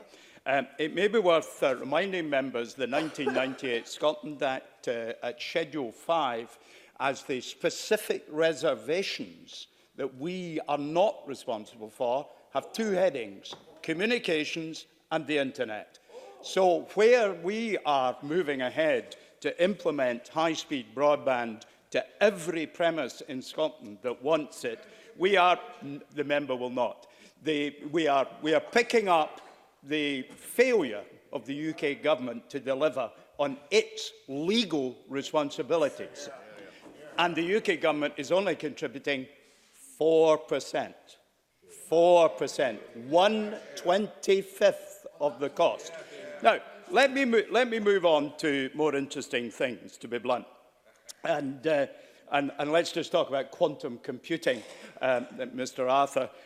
It is, of course, related to the quantum excitation of the Higgs field, which affects the operation of the Higgs boson, which is a particularly interesting subatomic particle with a spin of -0.5, etc., etc., which has a referential between two instances at a distance that is not constrained by the speed of light. It's a unique particle. And it's worth saying, of course, that there is a connection to Edinburgh, in that Professor Higgs is Edinburgh. Similarly, it might be worth saying artificial intelligence really sprang from the work of Professor Wolfson at Heriot-Watt in the 1970s. And I tried to find at the weekend my book. It's somewhere in a box in my garage, and I just couldn't find it. But he designed a manual computer that was a self-learning machine that was constructed of matchboxes. It was mechanical, not electronic, and a very interesting thing it was. So that's quite an important thing. And Daniel Johnson as well may care to note that algorithms have been around for a while. The first algorithm was created by Ada Lovelace in the mid-1800s. She was the first person to come up with that. And let me just conclude my preliminary remarks by saying I actually don't think this debate is about artificial intelligence at all. But that's just a quibble I have. I think it's artificial learning, because intelligence is about being able to invent, but what learning is enables you to innovate, and computers can do that. I'm not at all sure they can actually invent. And by the way, a lot of the debate is about data. Well, equally, some of the concerns, they're not particularly new. And I'm going to quote that most reliable of sources, myself, in that 45 years ago, in a talk that I gave, I wrote, there is talk of data banks and the undesirable uses to which they can be put. George Orwell casts a long shadow. Now, I wasn't alone 45 years ago in saying that, let me be absolutely clear, presiding officer, but many of the things we're discussing today are not particularly new. But what has happened, of course, is that we now have the computer power and ubiquity that is having a profound effect on many parts of our economy. But it's just another industrial revolution which will eliminate some jobs and create many more, as previous ones have. China and the US are probably the leaders in this. The US is a country where they're very good at creating companies and creating individual wealth. We can debate that on another occasion. But China is a great technological innovator. And I think those are complementary strengths. The UK, I very much welcome the fact that the UK government has produced an AI sector deal, leaving aside that I don't think it's AI. But it is interesting that in reading the AI sector deal, the referenced companies in there are almost all companies that have come to the UK. Good, welcome, that's excellent. But they're not leaving the intellectual property that comes from that effort in the UK. It'll be benefit of jurisdictions elsewhere. And I think we certainly have to step up to the mark in improving our own education. Emma Harper talked about the use of AI in health. And I think that is absolutely correct, making services more cost-effective, improving patient treatment and outcomes, but also speeding up diagnoses by learning from information that's been available from previous human-based diagnoses, automating the process, speeding things up, but still leaving the oversight of the humans and the responsibility with the humans. And I think that's very important. The Industrial Centre for Artificial Intelligence Research and Digital Diagnostics was launched last year at the University of Glasgow. So here in Scotland, we have got our own individual contribution using AI in a way that will benefit society as a whole. We will have new tools, of course we will. We will be able to intelligently deal with the huge challenge of climate change, and AI can help us on that. We already have, leaving aside autonomous vehicles, we already have AI in vehicles that are reducing the consumption of fuel because they use it in a more intelligent way. So public transportation can be improved by the application of AI, both in individual vehicles, but overall in controlling the network and making better use of the network. Because what AI can do is it amplifies the human skills. It does not replace the human skills. And our job is to make sure that we always know where the data we're using has come from and protect it. We always make sure the paramountcy of the human being remains. Presiding officer. Thank you very much, Mr Stevenson. I call Elaine Smith to be followed by Richard Lyle. Ms Smith, please. Thank you, Presiding Officer. I'm not an expert on this issue, but I'm sure that we all recognise and welcome ways in which technology can improve our lives, and we've heard some of them this afternoon. And there's no doubt that this growing industry offers job opportunities in Scotland, but there are concerns being raised by trade unions, equality organisations and others, and we must listen to these concerns as we go forward. There are issues to be addressed around collection, sharing and use of data, as well as consideration of how artificial intelligence can enhance lives by using it positively and responsibly. One practical example of this positive use is the charity Royal Blind recognising the importance of AI and data sciences in recognising and diagnosing eye conditions such as age-related macular degeneration. They point out that the collection of large-scale data and advanced analytics could become an invaluable way to fight sight loss. Free eye tests provide access to the required large-scale data, but patients must always be involved in the decisions about how that data is used. Because there is, of course, a common fear of not having control over artificial intelligence, but experts are clear that since humans author AI, whoever owns it is responsible then for what it does. Systems can be engineered for accountability, and if or when they do not behave properly and discriminate, it means that the humans behind the systems are at fault. In terms of equality, I would like to turn to that this afternoon and just say that there is a serious and recognised problem with the underrepresentation of women at all levels of the tech sector workforce, as mentioned by Rhoda Grant in her opening remarks. Prioritising and training, the training and recruitment of women as AI specialists would undoubtedly contribute to reducing the number of platforms and systems designed by men who are ignorant or maybe simply indifferent to women's lives. Certainly. Stuart Stevenson. It's just to say, in the 1960s, when I started in IT, it was 50-50 men and women. There is one academic paper shows that when the BBC computer was introduced in the early 80s, that's when more men started going computing, because parents gave the boy the computer and not the girl. So there are cultural issues as well as technical ones, probably. Elaine Smith. Thank you, Presiding Officer. I'm going to expand on this issue, and I certainly don't have the knowledge of what's gone in the past, as Stuart Stevenson undoubtedly has.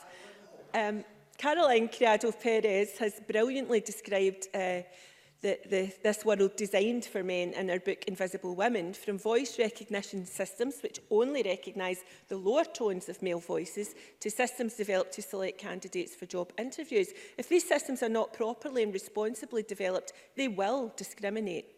The sophisticated algorithms used to interview the best candidates for jobs will choose CVs similar to those of previously successful candidates, and often that's men, and there have been examples of this happening. In other words, an industry with too few women will then remain that way. Presiding Officer, a shocking gender data gap was found when researching the results of searches associated with certain professions or roles. The words woman and girl become commonly associated with family and men with career. So, cultural and gender stereotypes are already present within AI. Therefore, we not only have to safeguard future use, but we must call to account right now all of the tech companies which collect data and provide us with answers when we go online. If you search for a picture of someone cooking, the results will be predominantly women. If you search for an image of a computer programmer, the majority of the results will be men. Gender stereotypes are further perpetuated by software developers who create care bots and customer service bots which look like women. So it's vital that organisations developing software demonstrate that diligence has been applied in the creation of that software. Large corporations should be called to account for the proper functioning of their AI systems, and full disclosure must be made of the systems and algorithms in play.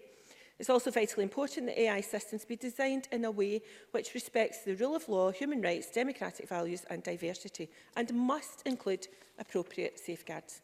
In fact, it's imperative that these basic principles are guaranteed. There are other practical considerations that require attention from the Government. As Rhoda Grant stated in her opening again, Labour has a comprehensive industrial strategy which would address the needs of the data industry and AI in particular. Making progress in this field, however, will depend on the fast rollout of next-generation broadband, investment in infrastructure and investment in a highly skilled workforce. However, the SNP's previous election promise to deliver 100% superfast broadband by 2021 looks unlikely to be met, and I'd be grateful if the Minister could perhaps comment on that point in her summing up. Scottish Labour already recognises the implications of this changing labour market. Jobs will be created, but jobs will also be displaced, a point made by others during this afternoon's debate. These workers deserve a just transition, and this is a transition where workers benefit from the advances in technology. As Francis O'Grady, the TUC General Secretary, said, and I quote, "It's time for working people to share in the benefits of new technology. That's why unions have been arguing for less time at work, more time with family and friends, and decent pay for everyone."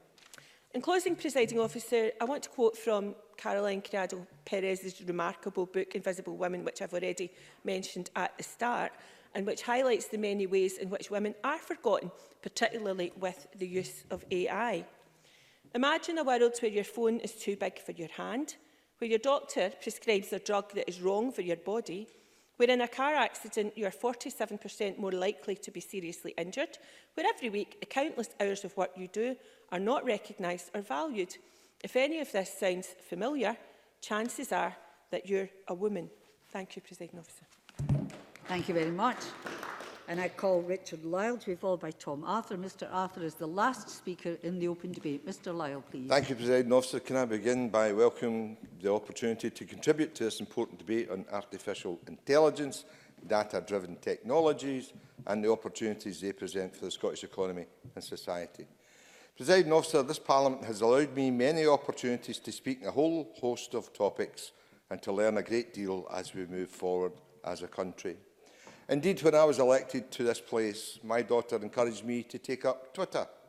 I wasn't keen at first, but I enjoy getting to share the work of Parliament and to show the events that I attend, and seeing many moments that my colleagues share, from new births to birthdays and much more.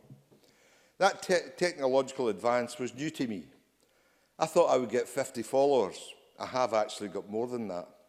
Indeed, my staff even joke about me now using contactless payments, another technological change in our modern and evolving world. On my phone, I could even see my bank account. No, I can't see yours, Presiding Officer. Today's debate is an opportunity to once again focus on an area of exciting innovation and development just like that I have mentioned. We have an opportunity to address the prospects, the challenges of artificial intelligence, data technologies, and in order that we can ensure that they benefit the Scottish economy, improve productivity and efficiency, and attract new business and jobs. Indeed, artificial intelligence has a genuine potential to greatly benefit the Scottish economy. According to a PwC report in 2017, UK GDP would increase by up to 10.3% in 2030 as a result of artificial intelligence, amounting to an additional £232 billion. The impact of AI across industrial and commercial activities in the UK could boost Scotland's GDP by up to £16.7 billion by 2030, 8.4% of GDP. The boost is equivalent of around an annual £2,000 annual spend power per Scottish household. A generally staggering figure, Presiding Officer. The value of big data in the Internet of Things to UK Economy report, published in February 2016 for Scottish Enterprise, suggested data innovation could potentially benefit Scotland by £20 billion. And it has been suggested that there are £1 billion in public sector efficiencies possible annually through better use of data. Therefore, it is clear that there is a wealth of opportunity there in terms of AI. That is why I believe this government, as set out in the latest programme for government, is taking significant action to ensure technological change can address challenges and lead to economic opportunities. As the programme for government set out and articulates well, Scotland is data-rich and our public sector holds an immense amount of information which can be transformed for social and economic good. Went on to state the government will shortly issue a call for artificial intelligence projects to help us tackle complex issues such as climate change, awarding grants of up to £100,000 to foster new ideas and develop practical solutions. The programme sets out a range of actions that will create the conditions to enable industry, public services to innovate with confidence, encourage inward investment and give people the reassurance that technological advances will benefit Scotland socially and economically, including developing an AI strategy which will help to ensure that Scotland maximises the potential economic and social benefits of AI. Launching the new Research Data Scotland service next year to provide support for researchers to access and use data and crucially commit to target high employment, low productivity sectors to support them to adopt and embed digital technologies. Scotland has a proud history of invention, innovation, technological advance. Therefore, Scotland must see itself not only just as a user or a consumer of new technologies, but the inventor, designer, manufacturer of them, Presiding Officer. To ensure the Scottish workforce has the requisite skills to thrive with advanced technology, the Scottish Government is working to ensure that the planning and commissioning of the annual £2 billion investment through the Enterprise and Skills Strategic Board is better coordinated and responsive. I believe they will continue to encourage people to pursue science, technology, engineering and mathematics careers, through careers advice and guidance in schools and through the developing of the Young Workforce Programme. Indeed, I welcome recent campaigns to encourage more young women to pursue a career in STEM areas, This is a vital piece of work to increase diversification in our sectors. Beyond this, the Scottish Government, I believe, is making strategic investments to make Scotland the best place for data innovation and AI, including £13.5 million for Phase 2 of the Data Lab announced in September 2018. To encourage digital adoption across sectors, this Government has invested £25 million over the last 6 years to promote business to transition to digital and to encourage a pipeline of digitally skilled workers, as well as supporting projects via the £13 million investment in the Skills Development Scotland Digital Skills Investment Plan. Presiding Officer, as I come to the end of my speech, I wish to recognise that in addition to the opportunities that AI presents, there are also concerns and challenges on potential leading to job losses and so on. I know the Government's market group will continue to provide advice on a range of matters, including the challenges of automation, and will work in conjunction with industry and academia to gain a full understanding of future technologies and to make informed judgments about the move to greater automation in the market and the introduction of artificial intelligence. And whilst it also raises ethical issues around data, we want Scotland to continue to lead in the safe, secure and responsible use of data for social and economic benefit, putting people first, securing their trust and their support. I say putting people first, Presiding Officer, because that is this Government's priority on this issue and much more. Thank you very much. I call Tom Arthur. Mr Arthur is the last speaker in the open debate. Then we move to closing speeches. Mr Arthur. Thank you, Presiding Officer. I'd like to begin by thanking the Minister Kate Forbes for bringing forward this debate on government time. It's been a very informative and engaging series of exchanges this afternoon. And I would also like to recognise the work that Kate Forbes, as Minister, is putting into this area. There's rarely a day I don't see on my Twitter feed where Kate is engaged in one activity or another, promoting the Government's work in this area. So it's great to see that this is such a central part of the Government's thinking and strategy, and that we recognise both the opportunities and the challenges presented by AI. I was wondering today, perhaps, if artificial intelligence would have been useful, would have perhaps allowed AIs to deliver speeches to this chamber and allowed us to be doing what we're all currently actively thinking about, which is being out campaigning. But alas, we are here and contributing as we should be. There's been a number of threads to this debate, and I think there's sort of three I would like to touch on if time allows. One concerns work, and there has been a great deal of discussion around the potential for job displacement, and it is right that we consider what the implications of job displacement could mean. But I think it's equally important to consider the potential for job augmentation.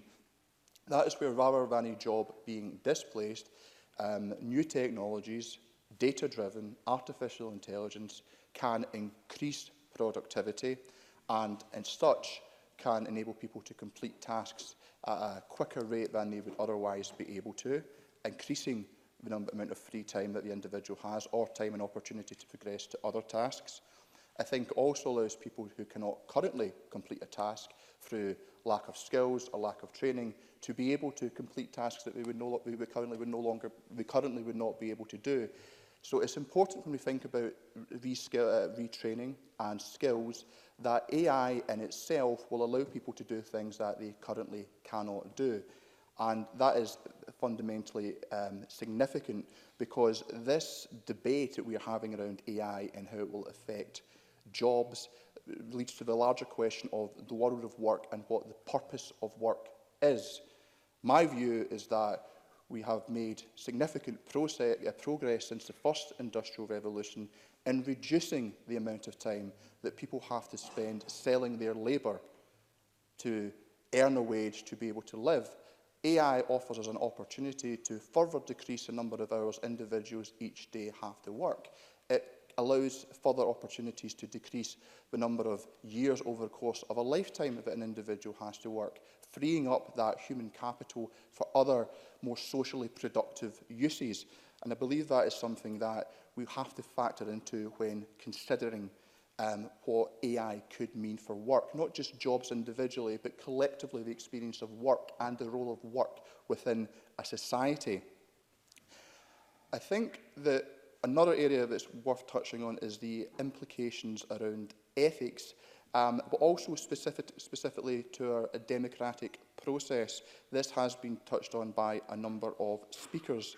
We are already aware of the potential of algorithmic learning to target and profile individual voters based upon their social media activity, their consumer activity online, and as such engage in very specific messaging. We are going to see this develop further. We already have we're on the cusp of deep fakes, where we have multimedia content which is convincing, is indistinguishable from authentic content that can be presented in social media or other media formats for that matter, which can ascribe messages and broadcast and content to individuals which is fraudulent. This poses a genuine threat to our democratic process. So with regards to regulation, we have to have a robust set of regulations and rules in place to address that. The final sort of area I want to touch on is picking up on something that Patrick Harvey said, which was outsourcing our agency.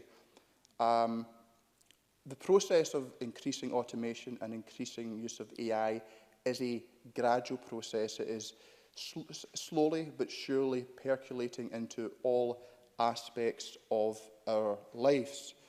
Earlier, Patrick Harvey made the point that with this device that would have seemed almost magical only 30 years ago, one can contact any individual on the planet. But it's not just any individual, it's anything. From my phone, I can turn on the light in my living room. I can monitor my smoke alarms. And with many people using smart heating, we now have systems which are learning and examining people's habits. So when you turn up the thermostat, lower the thermostat, and the machine learns, and it is then able to make predictions about your habits. Now, the control of this information is important, but there's a broader point I wish to make, is that we are gradually going to be ceding more and more of our executive decision-making to machines. Driverless cars will be a watershed in that moment when we place our own personal safety and that of our families into the hands of a computer, into an artificial intelligence. And as we gradually cede more and more of our executive decision-making, a concern I have is what the implications of that will be more broadly for society. With the calculator, we outsource our mental arithmetical capacities. With more advanced AI, are we going to start outsourcing our decision-making? And as such, become more and more reliant upon machines to take decisions of greater and greater significance for us. And we know, as human beings, our intellectual hardware, our brains, evolved for the circumstances of Southern Africa 200,000 years ago, yet we're confronted with this advanced technology that we now face. And so there is a danger that as we outsource more and more of our executive decision-making to machines, given that as human beings we have a propensity to seek counsel in the numinous and in the mystical for advice and decision-making, that we become more incredibly reliant upon these machines. And that has significant implications, not just for political decision-making, but for more broadly for the decisions that collectively as individuals and as a society that we take. Thank you, Presiding Officer. Thank you very much. And I'll go on Patrick Harvey, opposed to the Green Party. 6 minutes, Mr Harvey, please. Thank you, Presiding Officer. Perhaps inevitably, as the member who's brought an amendment highlighting some of the potential downsides or risks in this field, I think one or two members have perhaps cast me as the doom monger or even the Luddite. That could not be further from the truth.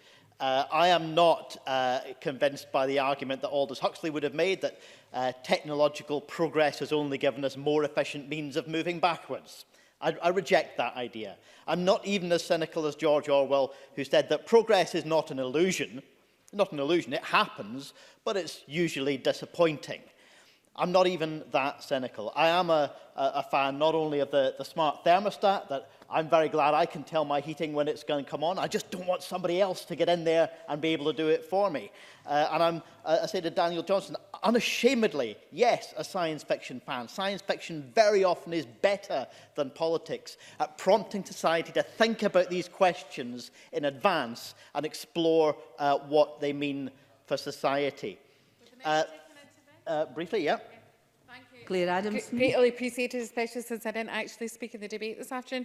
I was privileged enough at an IS Scotland event a few years ago to see Vint Cerf, Mr Google and father of the internet, as he's also known, talk about his concerns about being presented with a heart monitor that he was going to have fitted. And his questions were exactly that. How is it done? How is it controlled? Who can have access to this?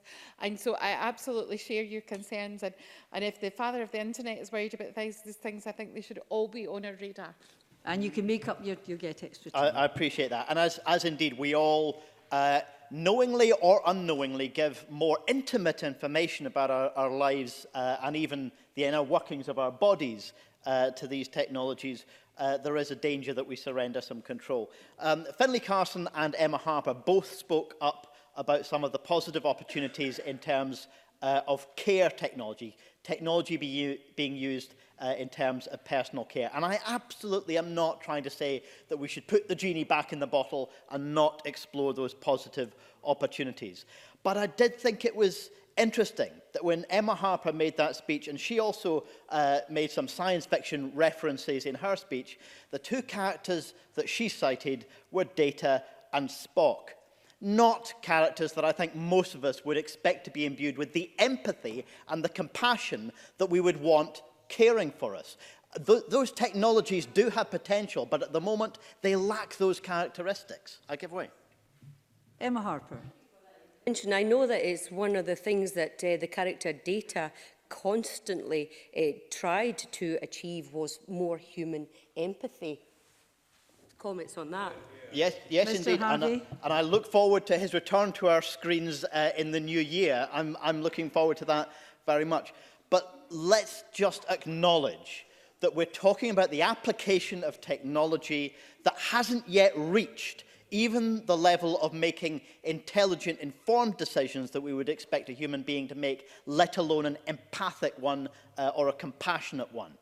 I want to mention the speech by Rhoda Grant as well, who talked about the use of Alexa, the Amazon smart speaker device, to empower someone in a new way that they wouldn't have had available to them in the past. And yes, absolutely, there are these capabilities. But as these capabilities become ever more sophisticated, then yes, we all will need to be experts, at least by today's standards, if we're going to retain some degree of control. And the CDEI organisation, Centre for Data Ethics and Innovation, has been mentioned. One of its papers is on smart speakers and voice assistants.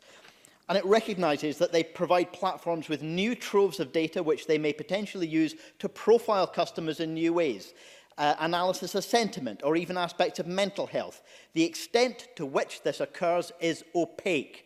And as Elaine Smith mentioned, there are gender aspects to that use of technology as well. Recognising that, as Elaine Smith said, many of these devices are better at recognising commands in stereotypically male voices, but also most of them are constructed with feminized names and with stereotypically female voices cast in the role of the subservient assistant. So there are very serious gendered aspects to the use of these technologies, which are not inevitable. These are choices that we can make. And Tom Arthur mentioned deepfakes. Another of the papers from the same organisation is about deepfakes and shallow fakes. Members may have seen just in the last few days a video that's been produced showing Boris Johnson and Jeremy Corbyn endorsing each other for the role of Prime Minister. A convincing and compelling piece of work. Now, that took a bit of effort, took a bit of resource to construct a video like that with today's technology. And this paper recognises that deepfakes are likely to become more sophisticated over time as the technology becomes more accessible. But even rudimentary deepfakes can cause harm. It says legislation will not be enough, and it suggests the use of new screening technology to identify them. So think about that. We're then going to be asked to rely on artificial intelligence to recognise the manipulation that's been produced using artificial intelligence. And we're expected to do this without the risk of suppressing benign creative uses for innocent entertainment purposes of the same technology. So there are questions around how we can even achieve the objectives that we're setting with the existing technology that we have. Others have mentioned jobs and the question of whether we want skills to develop these technologies, skills to add values, or, as I think we increasingly need, skills to understand and to resist. Because we're entering a period, just in relation to the issue of deep fakes, when we need not just the ability to recognise that information being bombarded at us might be suspect or manipulated. Actually, we're going to be in a situation where no one can look at anything on a screen without assuming that it might be no more real than an android's dream of electric sheep. This is a profound change to the way people receive information, the way people understand the sources of truth that they can have some confidence in. And finally, in relation to jobs, we know that big employers like Amazon are desperate to start automating the recruitment processes, and their first attempts have again shown that women are likely to be discriminated against. People with minority ethnic sounding names are likely to be discriminated against. So we have a serious set of risks. We recognise that an ethical framework is necessary, but we all need to recognise it isn't in place yet. We don't even know what it looks like yet, and we don't have the regulatory tools that will be necessary to enforce it. Thank you. I call Rhoda Grant to close for Labour. Ms Grant, please, up to 6 minutes, please. Thank you, Presiding Officer.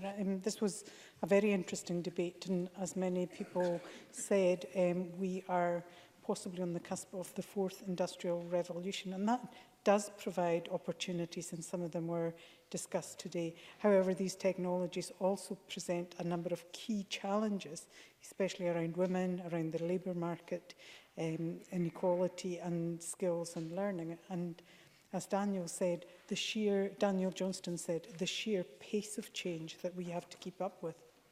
Nearly every speaker spoke about education and skills and making sure that Scotland's ready and equipped for the constant changing data and digital industry.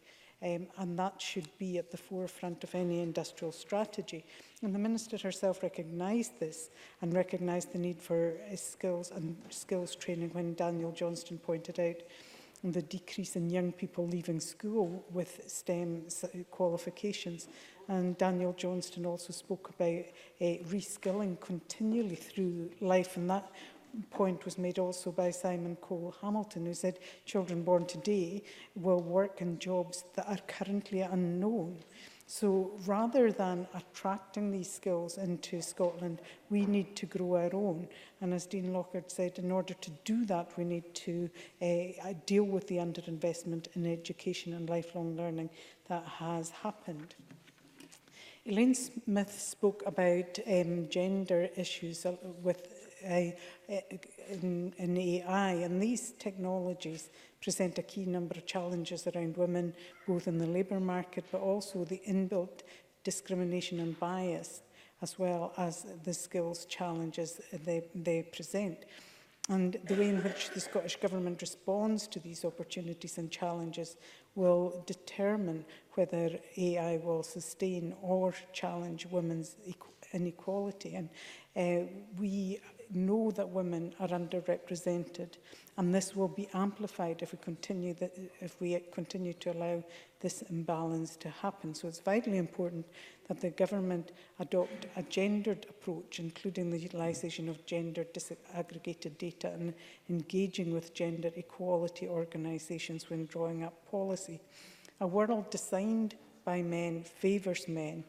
And this was starkly pointed out by Elaine Smith when she was quoting Caroline Credo Perez, whose book makes very interesting reading on this subject, and I'd recommend people to look at it.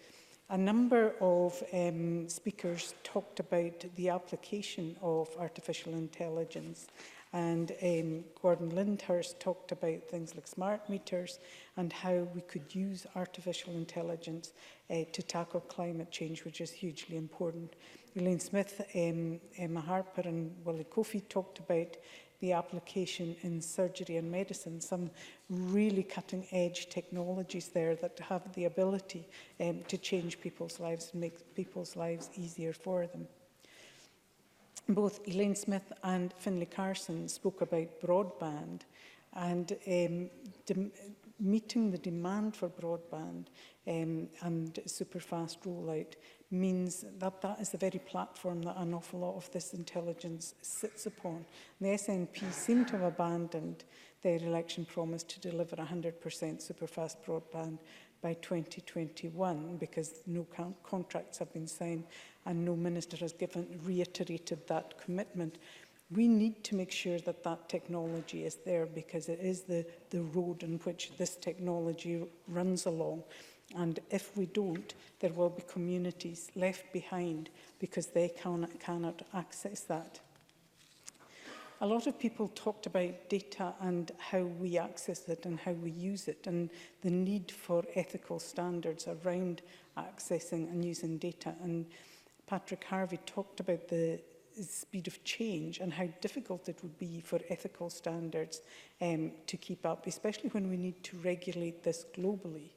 And I think that is a challenge that we need to grapple with. And if we can't do it globally, I think within Scotland and indeed the wider UK, we need to grapple with how we make sure that we apply ethical standards to the use of data in this country.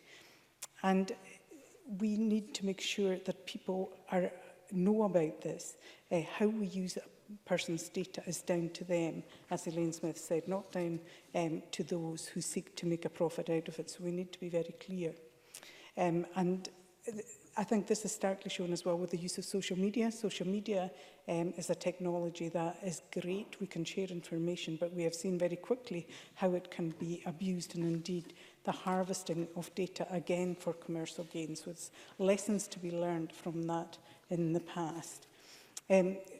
We and our amendment talked about an industrial strategy, and we need that to bring together all industrial levers, including AI. It needs to bring together not only the development of that, but the commercialisation of it, and indeed the investment that is required in education and lifelong learning to make sure that we benefit from it.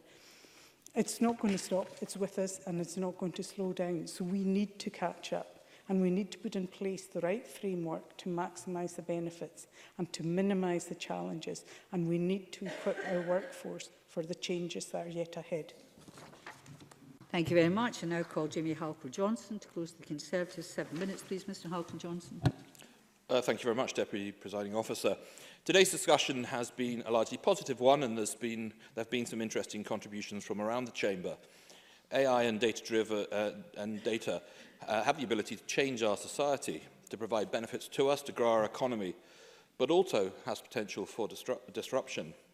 As Dean Lockhart touched upon, according to PwC, the UK economy will likely grow by an additional 10% by 2030, entirely because of AI. Its impact will be significant. So it's vital that we support our digital technology sector, not only in creating useful technologies, but also in creating jobs here in Scotland and across the UK. The Scottish Government is looking towards preparing an AI strategy is welcome, but its approach must be coherent. We can look at what the UK Government is doing in this area, and the UK's AI sector deal has been mentioned by several speakers today.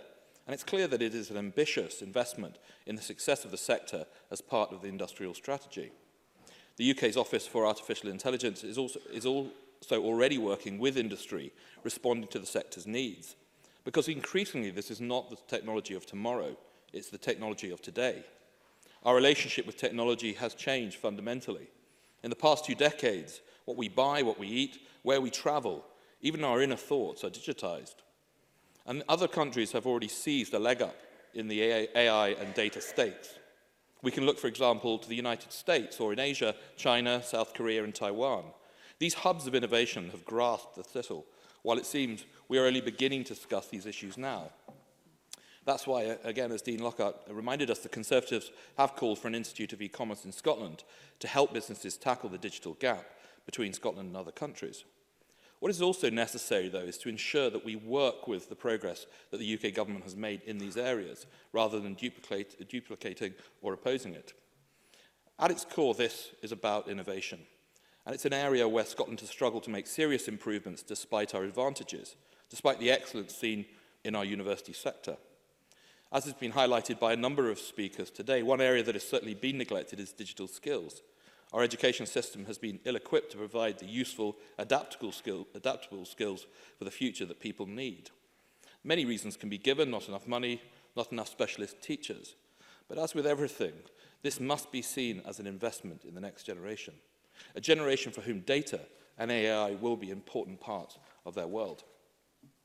Now, I've spoken in this chamber on several occasions about enterprise, small businesses, startups, and building a more flexible economy where innovation can flourish. Unfortunately, we are still not seeing any real signs of change. We should also consider the impact of AI and data tech on our labour market. This will be, as others have said, a disruption. We've heard in several previous debates about issues like automation, where there is real potential to render existing jobs redundant.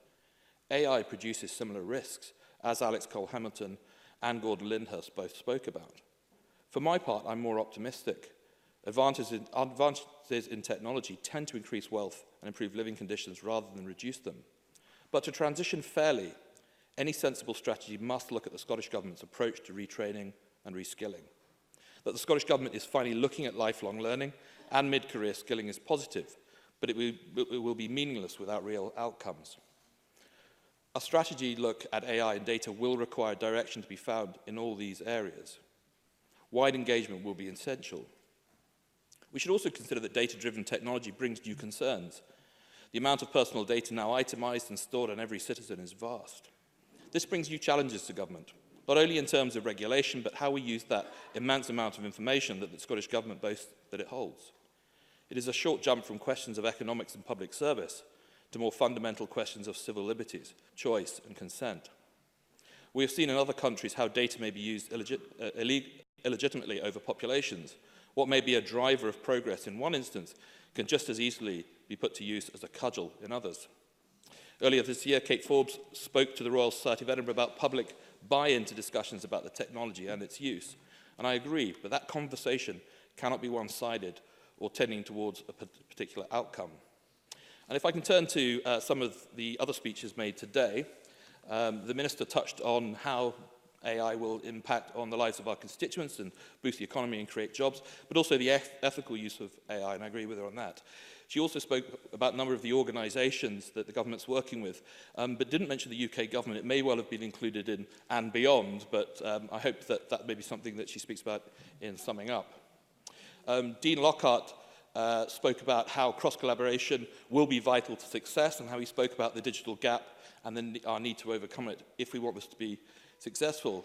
And Stuart Stevenson, in his intervention, spoke of the need for the data going in to be fully representative of society. And I think he volunteered himself as somebody that will provide his services to the boffins necessary on this.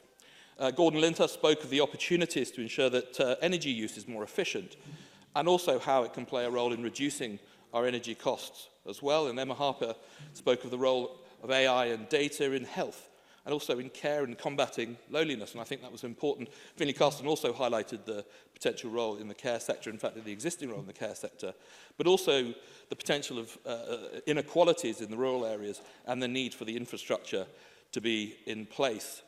Rhoda Grant spoke about the importance of lifelong learning, as I did, but also with Elaine Smith, the underrepresentation of women in the sector. And they're absolutely right, we can't afford to leave anyone behind. And Willie Coffey gave a very interesting explanation of, I think, quantum computing, which I've no idea if any of it was right, because it's not my area, but it was extremely interesting. I would pick him up on one thing, though.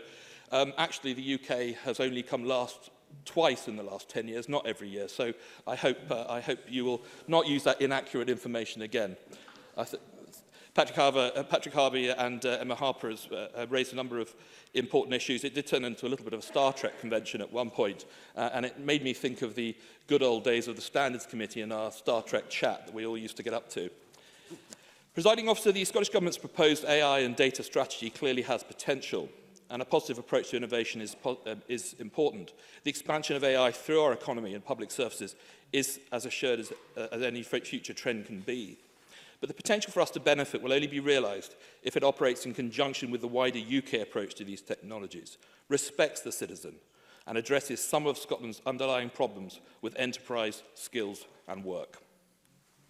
Thank you very much. I now call on Kate Forbes to close to the Government Minister till 5 o'clock, please.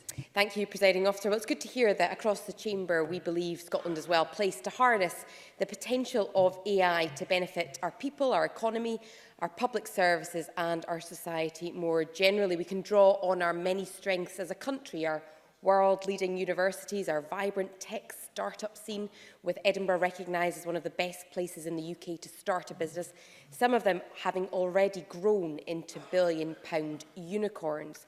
More fundamentally, our people and our history are as innovative and forward-looking as ever.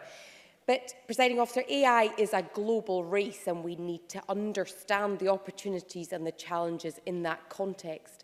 It is about leadership and it's about our place in the world. The US leads the pack, China is making massive investments to catch up, and the European Union is coordinating and funding the efforts of its member states. And the question for all of us is, how do we position this country, how do we position ourselves to ensure we can influence the development and reap the benefits? Because we want to be both ambitious and pragmatic, rising to the challenges of AI to realise our vision of a human-centred AI strategy that people can trust and that puts people first. And of course, we've got to see ourselves in that international context. There is an international dimension, but that does not mean that we cop out of our own responsibilities in understanding what the risks are, in trying to deal with them, and in working across borders to manage and to work out the way forward. And in that context, to the last Conservative speaker's point, we do want to collaborate on, and are already collaborating on, a UK-wide basis, and there's a number of engagements that I have had personally on that basis. But speakers have mentioned a number of issues around skills and training, the future of work, innovation, ethics and algorithms. I wanted to start with skills, because STEM education needs to be and is a priority for this government, as evidenced by the good progress that we've made on our ambitious STEM education and training strategy, which was published in October 2017. And that strategy sets out a vision of a Scotland where everybody is encouraged and supported to develop their STEM skills throughout their lives. Throughout their lives, to improve the opportunities for all, to meet the employer skills requirement and to drive inclusive economic growth. And I will take an intervention. Dean Lockhart. Thanks very much. I want to explore the concept of no one being left behind by AI and the issue of the STEMS agenda. A number of members during the debate have raised concerns about the decline in maths teachers, the decline in computer science teachers, as well as the cuts to thousands of STEM-based college places. Does she recognise that this will result in people being left behind? And what measures will the Scottish Government take to reverse those cuts? Minister? I don't, because we are taking measures on those areas. So in terms of teachers, you're right in identifying, the member's right in identifying that that is one of the biggest challenges. And that's why the Deputy First Minister launched the career-changing bursary to encourage more people who are currently working in industry to go into the teaching profession. And that has been relatively successful. But to the college places point, I would also say that it's about what kind of skills we're producing. And the member will be very familiar with, for example, Code Clan, where we've invested £25 million over the last 6 years to support businesses to transition to digital and to develop a pipeline of digitally skilled workers. And that includes Code Clan, which is an industry-led digital reskilling academy with already over 800 graduates. So I would say that it's not just about making sure that we've got the people with the right skills, but we are also equipping people to become reskilled in a way that works for them. Because AI means that the future of work is going to change. Some have already quoted PwC statistics, but PwC recently forecast that AI could eliminate 500,000 jobs in Scotland over the next 20 years, but simultaneously create enough new jobs to result in a net increase in employment in jobs that will require new skills. And so we have got to equip people in different ways and to address the gender gap which has been identified. Others talked about innovation, and we need to consider how we create the right environment for data-driven innovation in Scotland to ensure that Scotland is an inventor and a producer, not just a consumer of AI. And that means that our academic institutions need to continue to be world-leading in AI research, and our businesses need to be quick to access the skills and the capital necessary to both develop and adopt AI solutions if we are to retain the jobs and the profits in Scotland. And we have got to show the world what we already know, that Scotland is an outward-looking, welcoming nation and a great place to do data-driven innovation. Everybody, I think, in the debate mentioned ethics. We have heard loud and clear today that the views of this chamber is that there are some concerns around the ethics, understandably. And it's important that we stress the importance of putting people first and using AI ethically, of making sure that our privacy and our human rights are respected and that we are treated fairly and equitably. And as I stated in my opening remarks, we intend to develop a strategy that has benefits to the citizen as its core guiding principle and which is aligned to the National Performance Framework. There are also valid concerns made by Aileen Smith and others about the potential impact of AI on jobs and on economic and social equality in Scotland. I'm fully aware of those challenges, and ensuring that our people gain the skills they need, not just to work in these areas, but also to deal and to cope with the changes that are wrought by this revolution and that are offered by AI, is vitally important. We, at the heart, want to know how AI affects us as citizens. We know that data-driven technologies have been misused elsewhere to interfere with democratic processes, spreading misinformation through online targeting, and it's critical that we understand and address those risks, and that our institutions, and that includes public sector organisations, are transparent and open when it happens. And as we adopt these technologies at work and in our daily lives, we all need the skills to make them work for us. Kenny Gibson mentioned the need for strong governance, and that's true. And Willie Coffey talked about a general awareness of how our data is being used, whether that's singing competitions or anything else. AI, though, raises new ethical issues in terms of the inbuilt biases. And quite recently, I was at an event where it was mentioned that those that are developing AI solutions are themselves moral engineers, because they build in their moralities, their biases, their prejudices into the apps that they build. And AI is only as good as the data that it is based on, and will perpetuate existing biases and discriminations if it is not carefully designed and governed. And, Presiding Officer, I have now reached 5 o'clock, and I could go on at length about the other points that have been mentioned.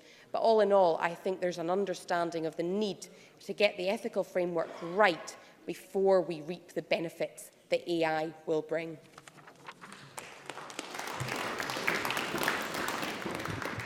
Thank you very much, and that concludes our debate on artificial intelligence. The next item of business is consideration of Business Motion 19837 in the name of Graham Day on behalf of the Bureau. Could I call on Graham Day to move this motion?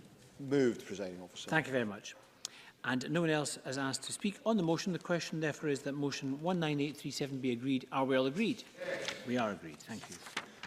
The next item is consideration of Business Motion 19838, also in the name of Graham Day on behalf of the Bureau, on consideration of a bill at stage 1.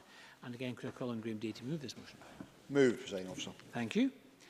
And no one wishes to speak on this motion. The question, therefore, is that motion 19838 be agreed. Are we all agreed? Yes. We are agreed. Thank you. The next item is consideration of 2 Parliamentary Bureau motions. Could I ask Graham Day to move 19839 on designation of a lead committee and 19840 on approval of an SSI? Moved, Presiding Officer. Thank you very much. So we turn now to decision time. The first question is that Amendment 19822.2 in the name of Dean Lockhart, which seeks to amend motion 19822 in the name of Kate Forbes on artificial intelligence and data-driven technologies, opportunities for the Scottish economy and society, be agreed. Are we all agreed? Yes. We are agreed. The next question is that Amendment 19822.3 in the name of Rhoda Grant, which seeks to amend the motion in the name of Kate Forbes, be agreed. Are we all agreed? Yes. We're not agreed. Right, we'll move to division on this amendment, and members may cast their votes now.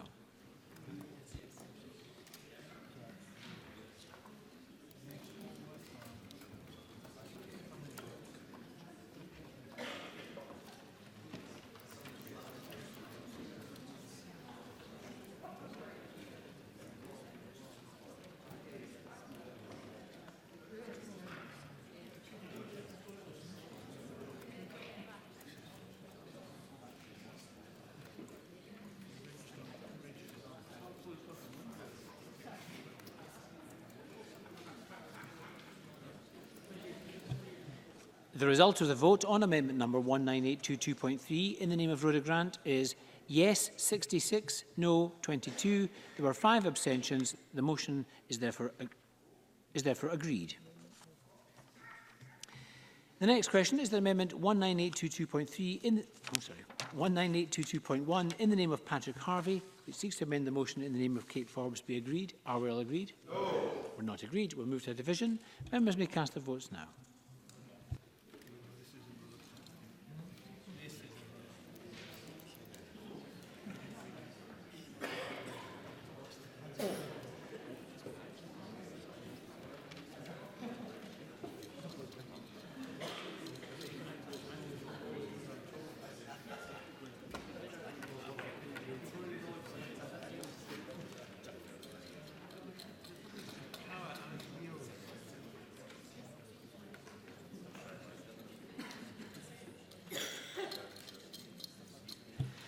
The result of the vote on amendment number 19822.1 in the name of Patrick Harvey is yes 24, no 69. There were no abstentions. The amendment is therefore not agreed. And the next question is that motion 19822 in the name of Kate Forbes as amended on artificial intelligence and data-driven technologies, opportunities for the Scottish economy and society be agreed. Are we all agreed? Yes. We are agreed. And our final question. I propose to ask a single question on the 2 parliamentary motions. Does anyone object? No. The question is that motions 19839 and 19840 in the name of Graham Day on behalf of the Bureau be agreed. Are we all agreed? Yes. We are agreed. Thank you very much. That concludes decision time. We're going to move on shortly to members' business in the name of Claire Adamson on pancreatic cancer awareness. We'll just pause for a moment while members and ministers change seats.